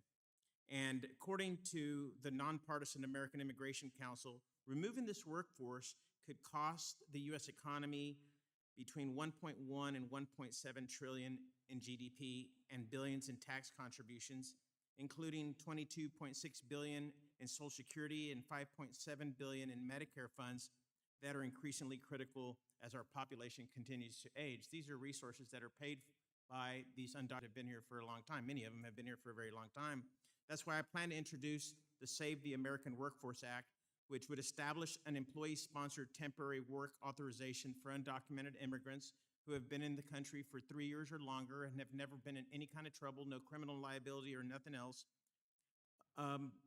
Additionally, last week I sent a letter to President Trump urging him to halt indiscriminate deportations and issue an executive order that would do exactly what my bill does to protect American businesses that need a workforce. We have the last I heard, I think we have 7 million open jobs. We have a record low unemployment, which is great, but we have 7 million open jobs that we cannot fill by American workers. What economic consequences would we face if these individuals were removed from the workforce, even further hurting the situation that we're in? Could this disrupt even more the economy even more severely than what we experienced during the Great Recession? So, as you might expect, Mr. Gonzalez, immigration policy is just not for the Fed to comment on or to, let alone make, and so I'm reluctant to engage with you on that.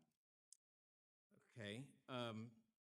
Okay, I want to talk to you something a little differently. We have, and this is a banking issue.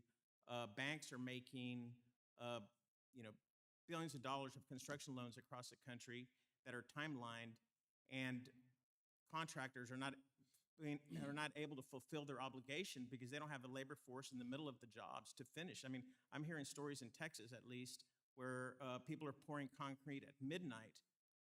Are y'all having any kind of conversation with the administration on how this could impact the economy and our GDP? So we have very deep connections all over the country through the reserve banks, and we hear some of the same stories. But for us, we're not the policymakers here. We don't report this to the administration. We don't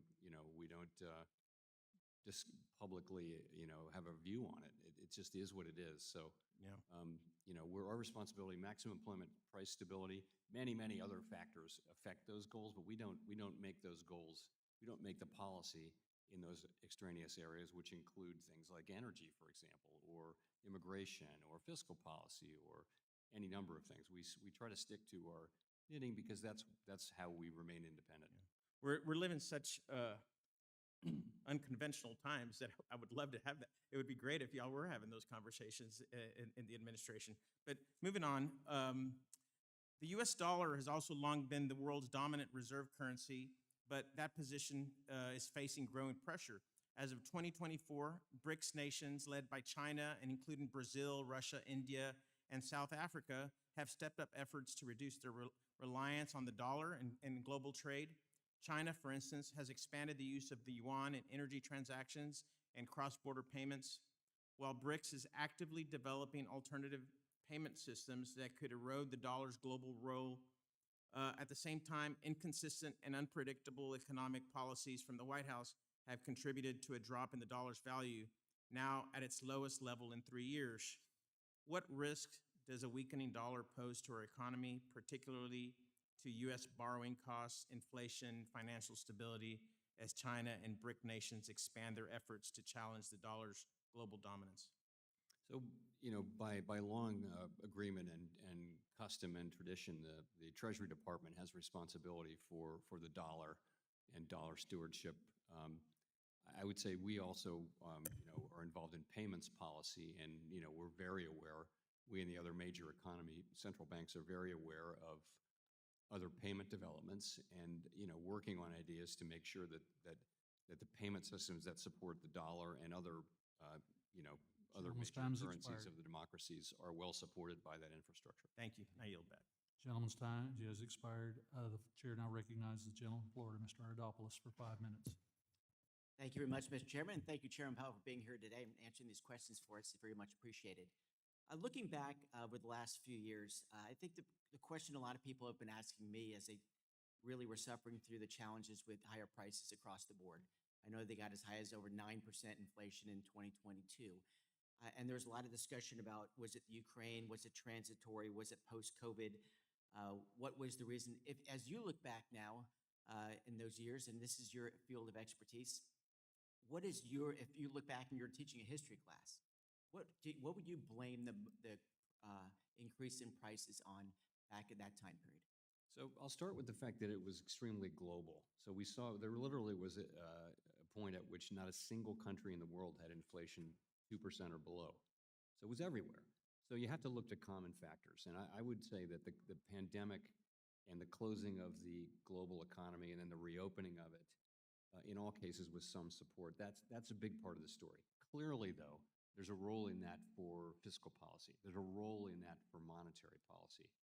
And I like to think all of those factors were involved. And but when it happens everywhere in the world, you can't look to one thing. You got to look to something, a common factor, and I think that common factor is what happened around the pandemic. Sure, good.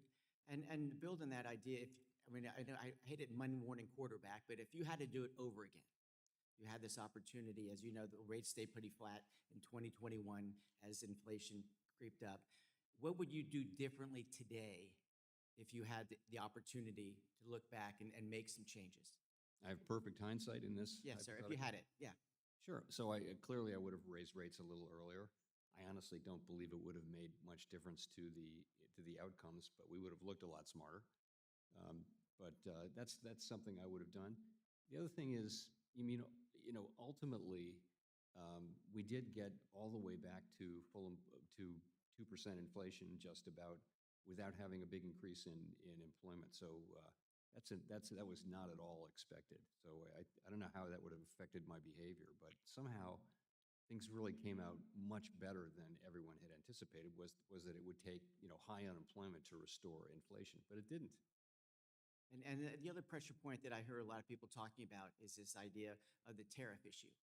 I've heard for months now that the sky is falling, but it seems at this point at least that the inflation rate is pretty steady. And how many months of steadiness do you need before you might look at an even larger rate cut from the 4.33 I think we have today? Yeah, so you're right. Inflation, the non-tariff parts of inflation that we've been working on for 3-4 years are behaving really well. And that was our forecast, but it's good to see it coming true. I would say we expected that tariffs take a while to work their way through the distribution chain, several months. I would say we would expect to see meaningful effects, kind of June, July, August. And if we don't, we'll be learning something. We have a highly adaptive, flexible economy, and it's certainly a possibility that the tariffs that we expect will come through in a much smaller level. We can't know that until we actually see it, but I think we'll be learning as we go, and if we see that, then that would lead us to want to cut earlier. The other thing that would lead us to want to cut earlier is if we actually did see some weakness in the labor market of a troubling nature, and we don't see that. Those are the two things we'll be looking for. And the last question I'd ask is, at that same time period where as you put it, the global issue of inflation, I get that, but at the same time period, there's pretty radical increase in spending in 2021 by the federal government. What factor did that play in the inflation level? Certainly a factor, I would say. As I mentioned, fiscal policy definitely played a role. I think if you take a step back from those things, what happened was demand came back so much stronger than we expected. You remember, if in late 21, early 22, you had the pandemic still going on, Omicron going, was it 21? Yeah, 21 into 22. And demand was just much stronger than people expected. And by the way, the supply side was much slower to recover. So that's the labor force, that's all of the snarled up supply chains. The supply side took a long time to recover, and demand was much stronger. That story created the high inflation. Behind that, fiscal policy played a role, the spending did, monetary policy played a role, and the pandemic. But you would agree that the government spending did play a significant role in that as well? Yeah, I would say that. Okay, thank you. Thank you, Mr. Chairman. Gentleman yields back. The chair now recognizes the gentleman from Illinois, Mr. Foster, who is also ranking member of the Financial Institutions Subcommittee for 5 minutes. Thank you, Mr. Chair. Following up actually on Rep. Gonzalez's line of questioning, so in addition to your dual mandate, do you believe that that preserving the U.S. dollar and the primacy of the U.S. dollar is part of your job description? I think it's something, it's not formally part of our job, but yes, it's something that we care about, and we certainly wouldn't want to undermine that. But that's really, Treasury has the primary role around the dollar. That's been the case for some time now. I was just wondering how you deal with the sort of worldwide drop in investor confidence in dollar-denominated assets. Frankly, due to a president who kind of disregards conventional economic theory and whose answer to nearly every question seems to be, "Well, I haven't decided yet," or "Maybe I'll give you an answer in a couple weeks." Maybe I'll just comment. It must be challenging. Now, one of the things I've been very concerned about is, in terms of the job market, is artificial intelligence and the coming impact there. We're seeing predictions by the leaders of the leading AI firms that within 1 to 2 years, a majority of entry-level white-collar jobs will be gone. And there are products that are being released to market that propose to do pretty much exactly that, and I anticipate pretty high uptake of those things to essentially eliminate back office operations in small businesses, things like that, or intermediate-sized businesses. And we're already seeing layoffs in the big tech firms. Microsoft had a big round of layoffs where 40% were computer coders and maybe another 20% supervisors of computer coders. And so I was just wondering, what sort of analysis is the Federal Reserve doing about that job shock, and how is it going to affect your dual mandate when it lands, perhaps as early as the next year or two? So I think economists everywhere are doing work analyzing the potential implications of AI for employment and some of the very things that you mentioned.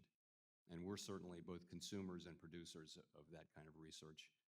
And I don't think anybody, I certainly can't make any positive statements with great confidence about what will happen, but there's certainly a possibility that at least at the beginning, AI will replace a lot of jobs rather than just augmenting people's labor. Over a long run, the history shows that generally new technology raises productivity and creates new jobs over time, but it can be disruptive in the very short term. And AI, anyone who's been exposed to AI has to be kind of stunned with what it's capable of. And if you think, oh, this is just the beginning, they say that 2 years from now, the things you're looking at will be left behind by the continued development. So I think it is certainly everything you would want in a transformational technology, and I think the unknowable but certainly to be important effects on the labor market. And I hear the same things you mentioned from CEOs, that they can see a way to significant reductions in employment, but I don't think we know that. Yeah, but the question is, are you developing a playbook for this shock? And part of your job is to look at tail risk, and this is probably not even a real tail risk at this point. A lot of the CEOs think it's more probable than not. You've seen law firms just not hire the same number of junior associates just across the economy. Are you actually developing a playbook in case the shock is real, and what you may or may not be able to do with monetary or other policies? The playbook is really in your hands and in the private sector's hands. We will be trying to maximize employment, and that will be what we do. And try, at the same time, we maintain price stability. Yeah. So we don't have the tools to. You're talking about transitioning people into new jobs and new lives, and before AI wipes out those new jobs you're retraining them for. Yeah, it's okay. Well, but think about it. I urge you to think about it, and what you will do if that job shock hit. So last week, Fed put out a request for information on ways to mitigate check and payment fraud. Despite a decline in the use of checks, check fraud is really very prevalent.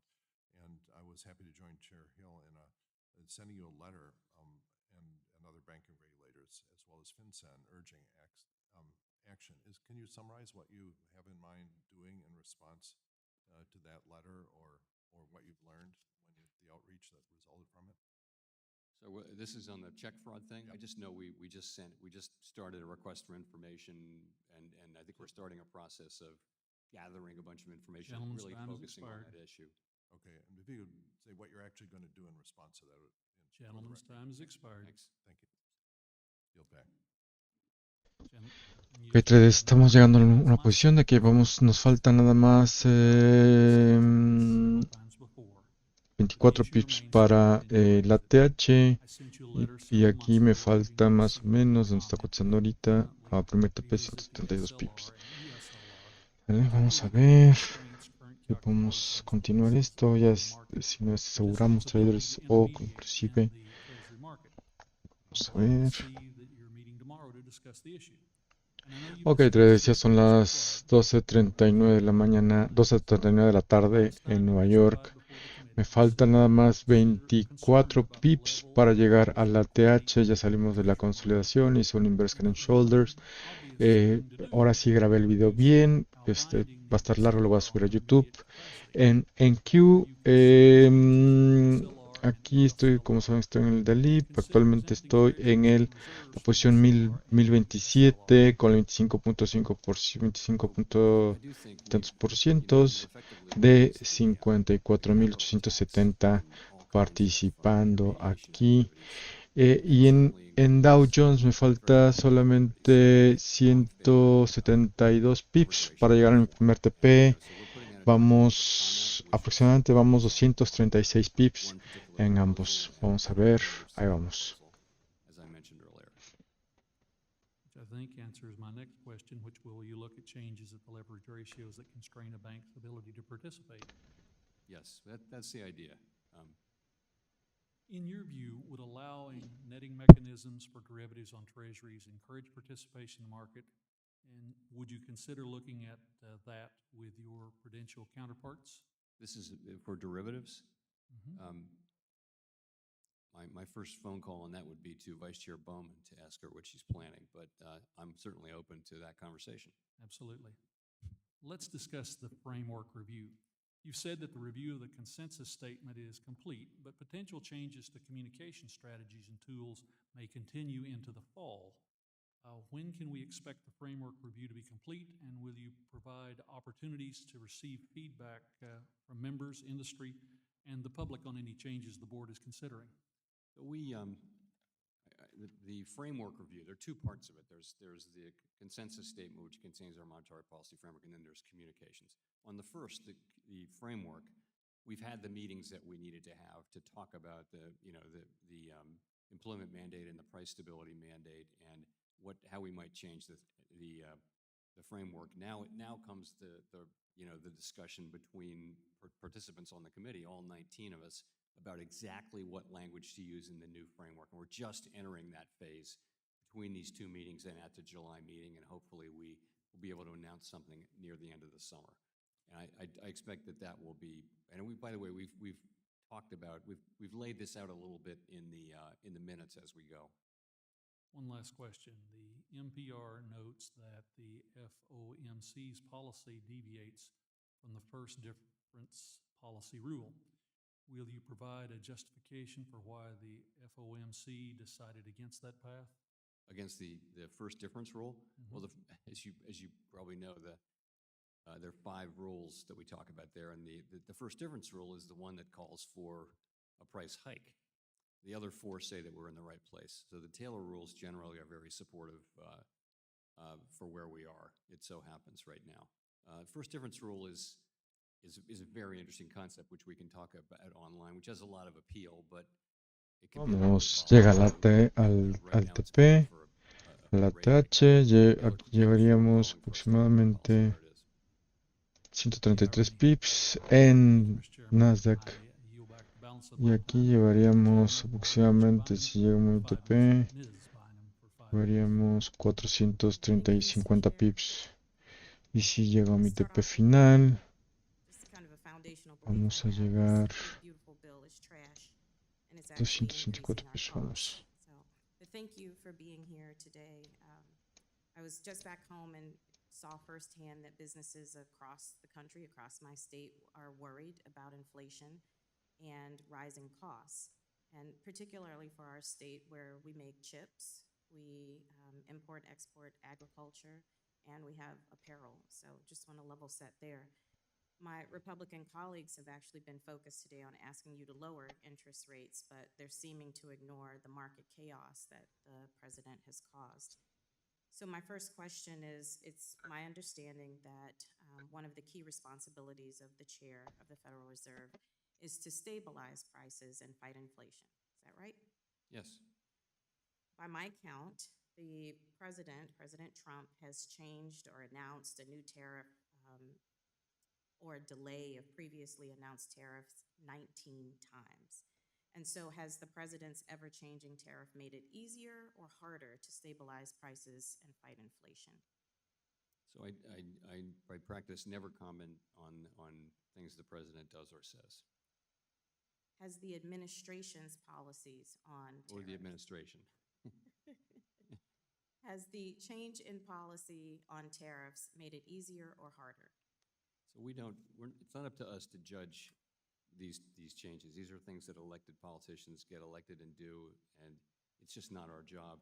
You know, our job is to provide stable prices and maximum employment to the public, and that's what we do. So we do expect there will be a set of price increases from some of the price increases from tariffs will flow through to the consumer. We don't know whether that will be persistent or how large it will be, and so right now we're kind of in watch and wait mood until we have a better sense. Is your sense that back to school will be affected, the holiday season would be affected?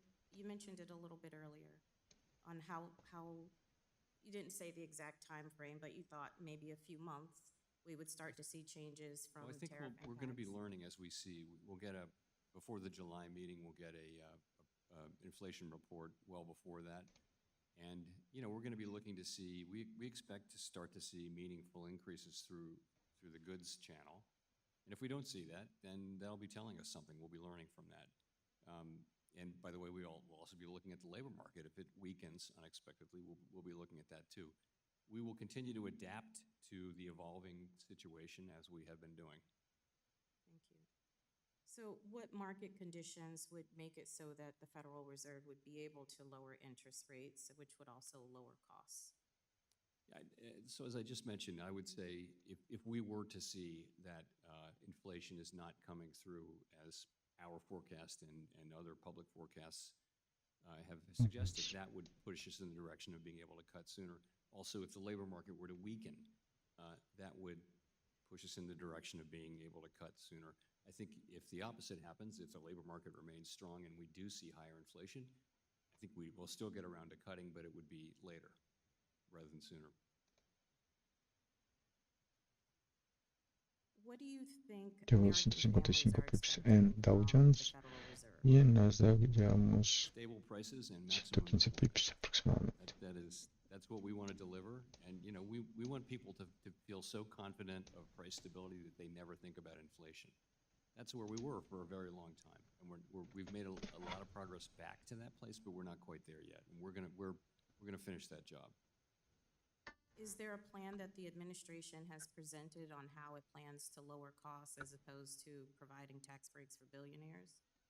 Again, it's really not up to me to discuss the administration's priorities or policies. I'm going to quickly switch gears here. It seems to me like you're under a lot of pressure from the president to address the national debt. True, false? Sorry? Are you under pressure from the president to address the national debt? So our role is maximum employment and price stability. Fiscal policy is the responsibility of Congress, and so it's not really within our ambit. I think that despite all of the talk about national debt, this big, beautiful trash bill, continuing to do that will actually raise the national debt. So thank you for answering the questions today and continuing to work to lower costs. Gentlelady's time has expired. Thank you. Thank you. The chair now recognizes the gentleman from Kentucky, Mr. Barr, who is chairman of the Subcommittee on Financial Institutions for 5 minutes. Thank you, Mr. Chairman, and thank you, Chairman Powell, for the generosity of your time. We're at the witching hour, but appreciate your endurance. And with respect to my friends, the gentlelady's line of questioning, would a recession that would potentially result from a massive tax increase, a $4 trillion tax increase, would a recession help the debt and deficit picture? No. Tax receipts would go down and all that. Yeah, so I think this sky is falling scenario about the one big beautiful bill, we have to put into context, and I'm not asking you, Chairman Powell, to comment on this, but this is my editorial response to my colleague. A massive $4.5 trillion tax increase that would put us into a recession is not a recipe for fiscal discipline. Chairman Powell, let me switch gears to tariffs. Governor Waller argued in a speech earlier this month that tariffs might result in just a one-time price increase as opposed to increasing long-term inflation expectations, especially since this Congress has not pumped massive spending into the economy as Democrats did under President Biden. On this issue of a one-time price increase versus inflation expectations, do you generally agree with Governor Waller's analysis? So I do agree that basically, if things are a one-time increase, then you don't respond to them. That's the whole idea. Is there's a shock to prices. It could be an oil shock, could be a tariff shock. Generally speaking, you don't respond if you are highly confident that it will just be a one-time shock. I think the current situation, though, is a complicated one, and I think a number of my colleagues and I feel like it's a decision we need to take with some care. And the reason is because, you know, we're not at price stability in 2018 and 19 when the president's tariffs were put into place. Not only did we not raise rates, we cut rates 3 times that year because the tariffs were so much smaller. These tariffs are many times larger, and they do raise kind of more concern. In 2019, we hadn't had high inflation in 30 years. Now we're only a few years reduced away from high inflation. So I think we think that they may well prove to be a one-time thing, but in the meantime, it's a decision we want to approach with some care. I think we've made a lot of progress towards getting closer to that 2% goal. Does the Fed take into account the disinflationary fiscal policies like supply-side tax cuts, deregulation, and more energy production that could be a counterweight to whatever one-time price increase that might materialize as a result of tariffs? So we look at aggregate inflation, not any particular kind, and I'm very gratified at the performance of services inflation, which has come down now. That was the very sticky inflation. So I think overall the inflation picture is actually pretty positive. Chairman Powell, we're looking forward to this rulemaking later this week addressing Treasury market liquidity. Can you talk about how banks are constrained from holding U.S. Treasuries and other low-risk assets on their balance sheet as a result of these restrictive leverage ratios? Yes, when banks are bound by the leverage ratio, when that's the binding capital constraint, then that's going to make sort of low risk, low return assets, something you don't want to hold. And so lots of fairly low risk intermediation, including treasury market intermediation, gets taxed to the point with capital requirements that you just see less of it. So I've always thought that it would be better Vamos a una if we had a leverage ratio that it was a backstop rather than the binding thing, and that's what this proposal is going to do. Well, let me 25 preemptively pips. thank you and Vice Chair of Supervision Bowman for working on SLR reform to accommodate more bank holdings of treasuries to stabilize our treasury markets. Finally, I'm pleased to see that the Fed joined its interagency counterparts and announced that you no longer plan to consider reputational risk in your examination process. Senator Scott and I introduced the FIRM Act to stop the organization of the supervision process to stop the targeting of politically unfashionable groups. Our bill requires regulators to focus on the true risks as opposed to political factors. What was the Federal Reserve's thought process in implementing this common sense reform? That it's common sense. And I think this is an area where we learned over the last couple of years that there really was a problem here. The reports were louder and louder and more troubling. So we Dow Jones va a cerrar la vela de just thought, 4 let's horas, take this off the table. 6 minutos. Y en NQ todavía le falta cerrar, le faltan 1 hora para cerrar la vela de 4 horas, pero va a cerrar 6 minutos la vela de 1 hora. Thank you for helping to We'll depoliticize the announce banking to the system. membership, I we yield will back. recognize Mr. Torres and Mr. Loudermilk, then adjourn for our 1 p.m. agreed to hard stop time. And with that, the gentleman from New York, Mr. Torres, is recognized for 5 minutes. Thank you. Chair Powell, you spoke about elevated uncertainty and declining sentiment in the U.S. economy. Do you believe, as I do, that the economy would be in a better position but for the elevated uncertainty and declining sentiment created by the Trump tariffs? I don't want to be criticizing policies. I will say uncertainty has... Is it fair that it's fair to say that the policy created uncertainty? It's fair to say uncertainty was very elevated, but it's also fair to say that uncertainty has actually come down since the peak, if you will, in April. I think there's a different feeling out there now than there was 2 months ago, and it's more constructive feeling on the part of businesses, which you must be feeling too. But it's higher than it otherwise would be in the absence of the Liberation Day tariffs. To what extent was the elevated uncertainty a factor in keeping the Fed from cutting interest rates? I think that's part of it. The truth is,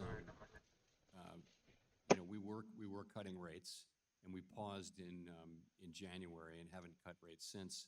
And really, the reason is that we, like other forecasters, do expect a fairly substantial wave of price increases to come through to the consumer and to measured inflation. We've always said the timing, amount, and persistence of all that is highly uncertain. I think we hadn't expected to see it until now. We now begin to think it is time for us to be seeing that. And if we don't see it, that will matter. If we do see it, that will matter. So we've just taken a cautious approach to not moving our policy rate until we have a little more confidence about the size and likely effects of that. Chair Powell, following the so-called Liberation Day tariffs in early April, we saw something the U.S. economy had not seen in decades. A flight not to the U.S. dollar as a safe haven, but away from it. And since President Trump's inauguration, the U.S. dollar index has fallen by nearly 10%, marking the worst first-half performance for the dollar since 1986.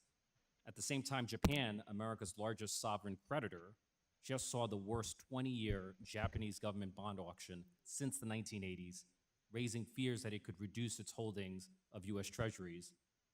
Given these developments, do you believe, as I do, that the U.S. may be transitioning from a period of dollar dominance to a period of dollar decline? Well, let me say, the Fed does not have responsibility for the dollar. That's really the Treasury. But I'm asking for your analysis. I wouldn't make that statement. No, I think things have been volatile. The markets are digesting things, and I think the Treasury market's been fine by many measures. The dollar is still. You feel the safe haven status of the dollars is as strong as it's ever been? I think the dollar is still the number one safe haven currency, and I don't think it's, I would say these narratives of decline are premature and a bit overdone. I want to ask about the debt. The big, beautiful bill would have ugly consequences for our nation's finances, adding more than $2 trillion to the debt if the provisions are temporary and far more if made permanent. We've accumulated World War Voy a II marcar, levels of voy a debt, marcar el low de media hora. not during a world war, but during peacetime. Voy a marcar el low de media Interest hora payments on the debt have become the largest item como in the federal referencia. budget after Social Security, surpassing Medicaid, Medicare, and military defense. To what extent is the U.S. at risk of entering a debt spiral in which rising interest costs lead to Low de ever media larger hora. deficits, which in turn lead to ever larger interest costs? Yeah, I think that the U.S. ¿Qué es federal esto? budget is on an unsustainable path. The debt is not at an unsustainable level right now, but the path is not sustainable, and I think the sooner we deal with that, and by we I mean you, the better. The Trump administration has championed the unitary executive theory, the notion that the president has absolute power over all entities that wield executive power. That theory, if taken to an extreme, would all but abolish the independence of the Federal Reserve. If monetary policy became nothing more than an expression of presidential will and whims, what havoc would that wreak on the U.S. economy? I think that independent central banks have proven over time to be a valuable and critical institutional practice. And I think that is because basically advanced economy Me democracies está around the gustando world esta. have given their central banks a degree of operational independence. They assign them goals. You go do this and you stick to those things, but we'll let you, you may choose the means of achieving those goals. It's called instrument independence, but not goal independence. And I think it's a very Gentleman's important, time has expired. very important practice. Gentleman's time has expired. Chair now recognizes our last member of the day, the gentleman from Georgia, Mr. Loudermilk, for 5 minutes. Well, thank you, Mr. Chairman. Chairman Powell, it's good to see you again. And I'm going to be brief, so maybe we can get out of here right at time. As some of my colleagues know, I chair the bipartisan Payments and FinTech Caucus along with a fellow Georgian on this committee, Representative David Scott.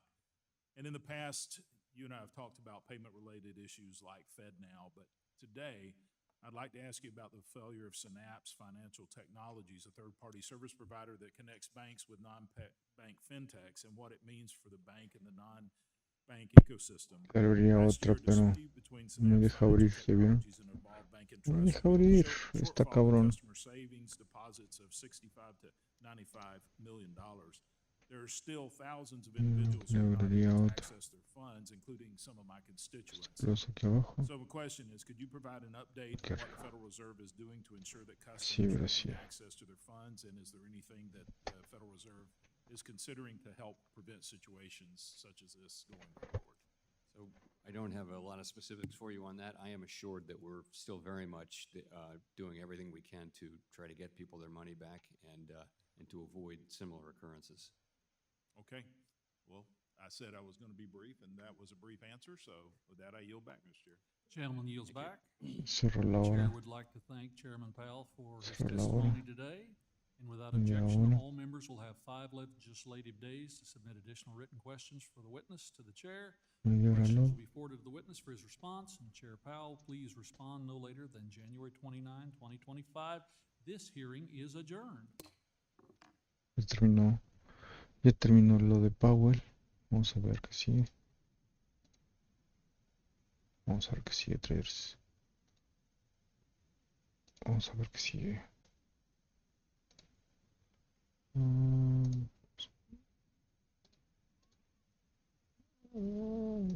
Vamos, chiquita, vamos.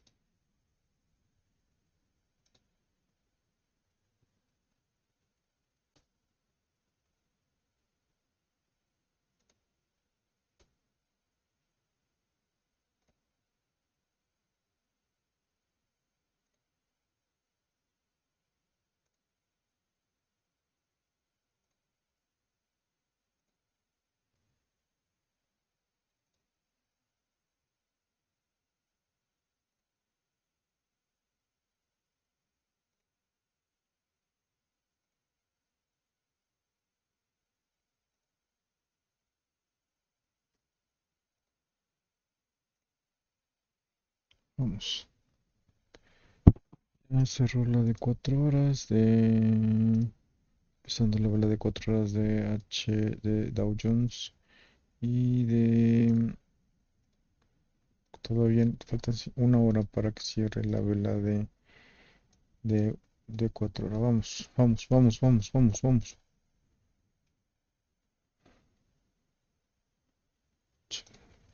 Vamos.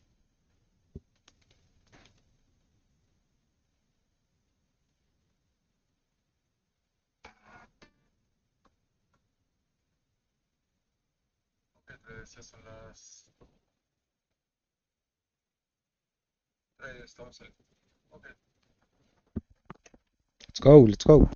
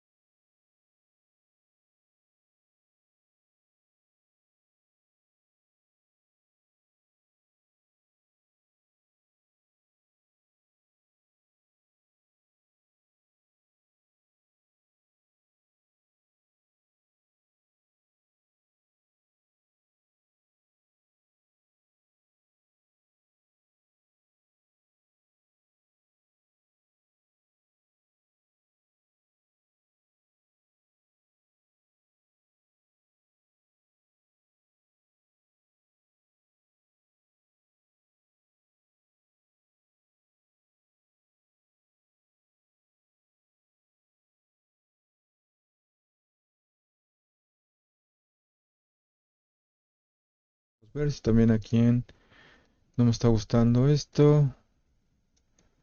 Vamos a bajar a 5 minutos, subir a 5 minutos. Vamos a ver. Aquí tenemos una fuerte área de resistencia. No lo voy a permitir bajar acá. Trailing stop. Tiene que subir esta área y liquidar.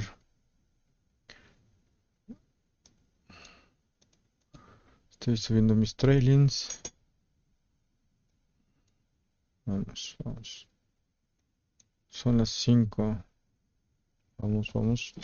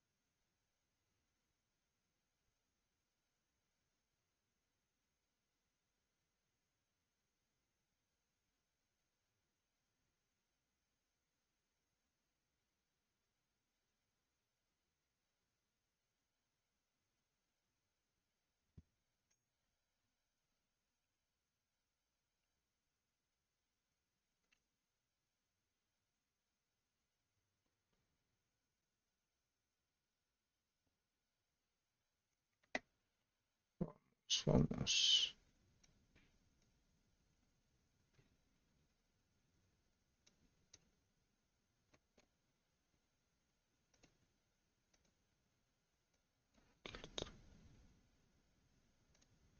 Voy a bajar hasta acá donde está mi trailing.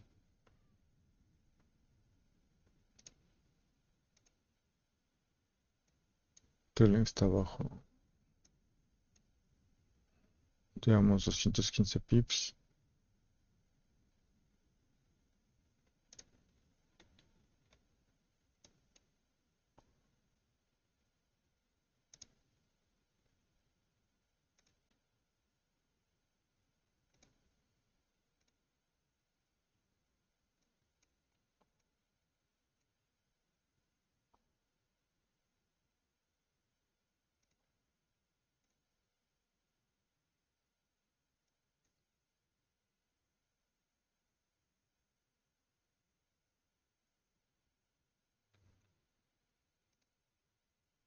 Vamos.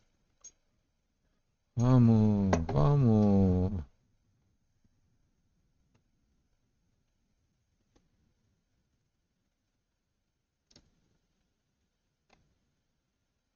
Este high no me gusta.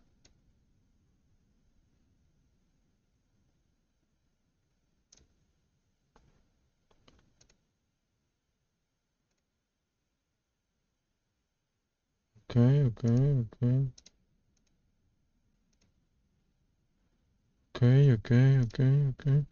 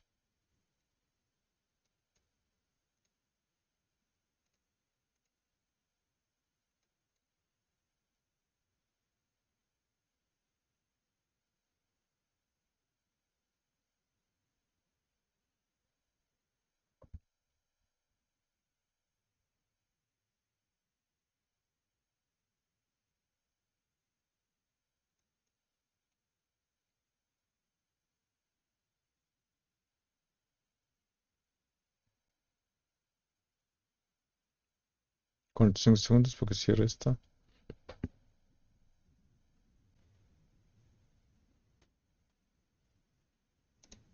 Preparándome para cerrar.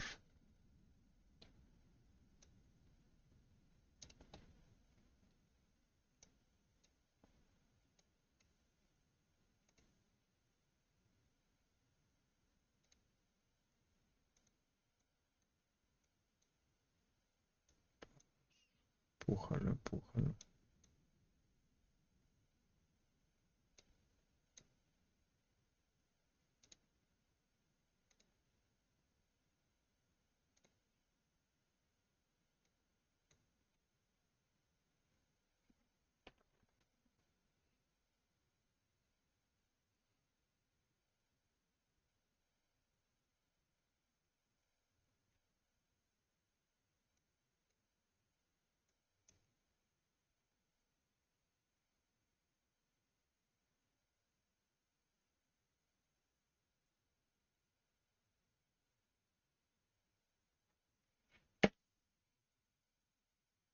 Vamos.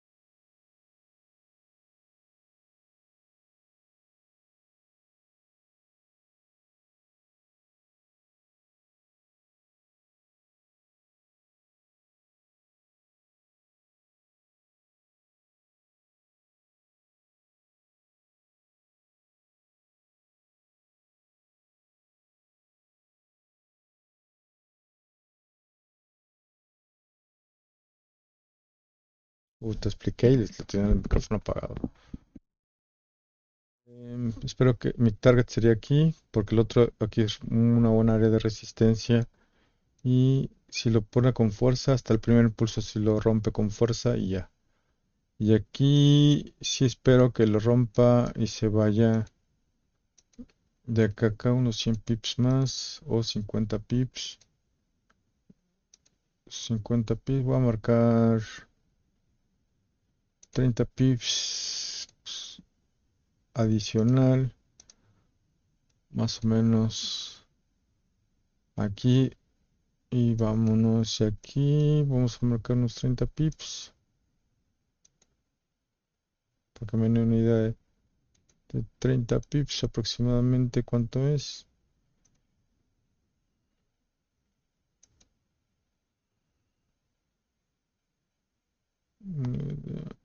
Más o menos. Que llegue el impulso, lo rompa. ¿Sale?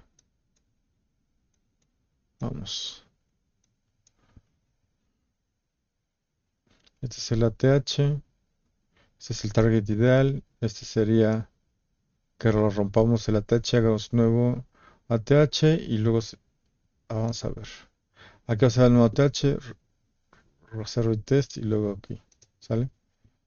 Vamos.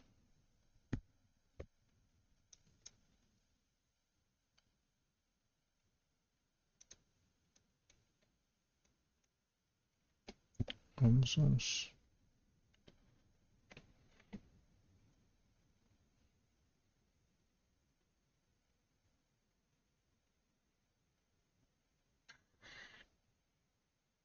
Train this one. All right. Okay, now we have. Now I know. You can see it.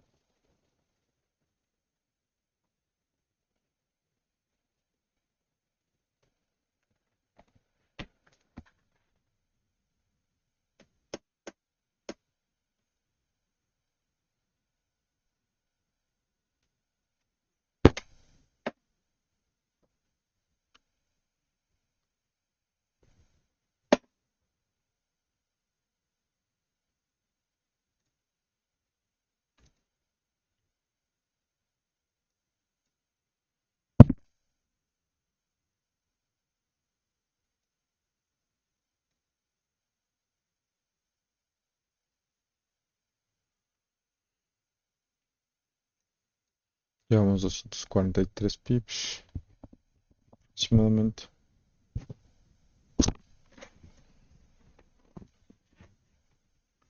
Tengo.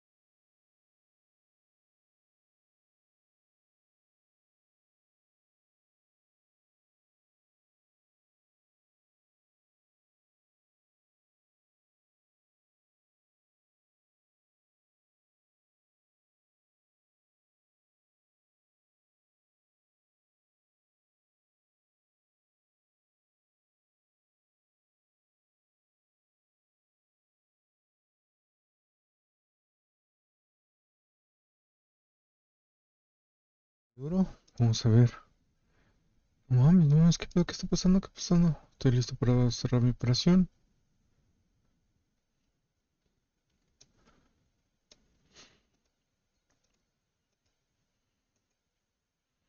No, no queremos. No queremos un retroceso.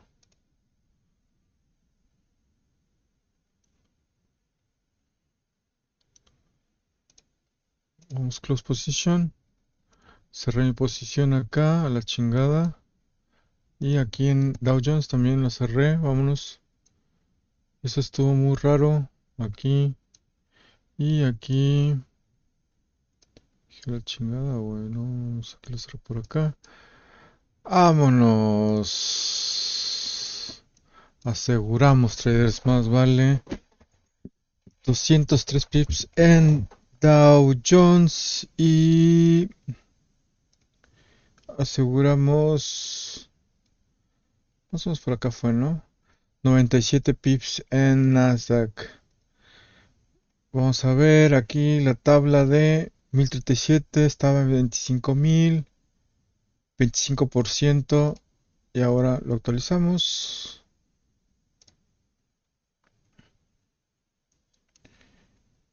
Todavía como que no le llega.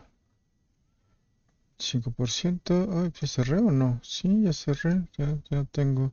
Está 27. Vamos a ver, traders. Ah, ok, ya se actualizó. Esto hizo 27,400. Beneficio 27%. Estoy en la posición 928 de 54,870 participantes, traders. Vámonos. Gracias por ver. Bueno, ya tuve que asegurar, traders, porque ya no más dejé en la mesa aquí 28 pips y aquí dejé en la mesa 66 pips, 50 pips aproximadamente. Y así estuvo, traders. Y bueno, esto es en traderlabsmx.com, es análisis técnico y cobertura cambiado para empresas profesionales. Puedes contratar el servicio de checar el análisis técnico personalizado de Forex, divisas, índices o lo que sea, para saber cuándo es el momento oportuno de invertir o cuándo es el momento oportuno de pagar tus inversiones o tus contratos en dólares. ¿Sale? Como consultores, esto es lo que hacemos y bueno, obviamente tienes que consultar con un servicio certificado, traders. Nos vemos, traders. Cuídense mucho y buen viernes, 24 de junio de los 25, perdón. Aseguramos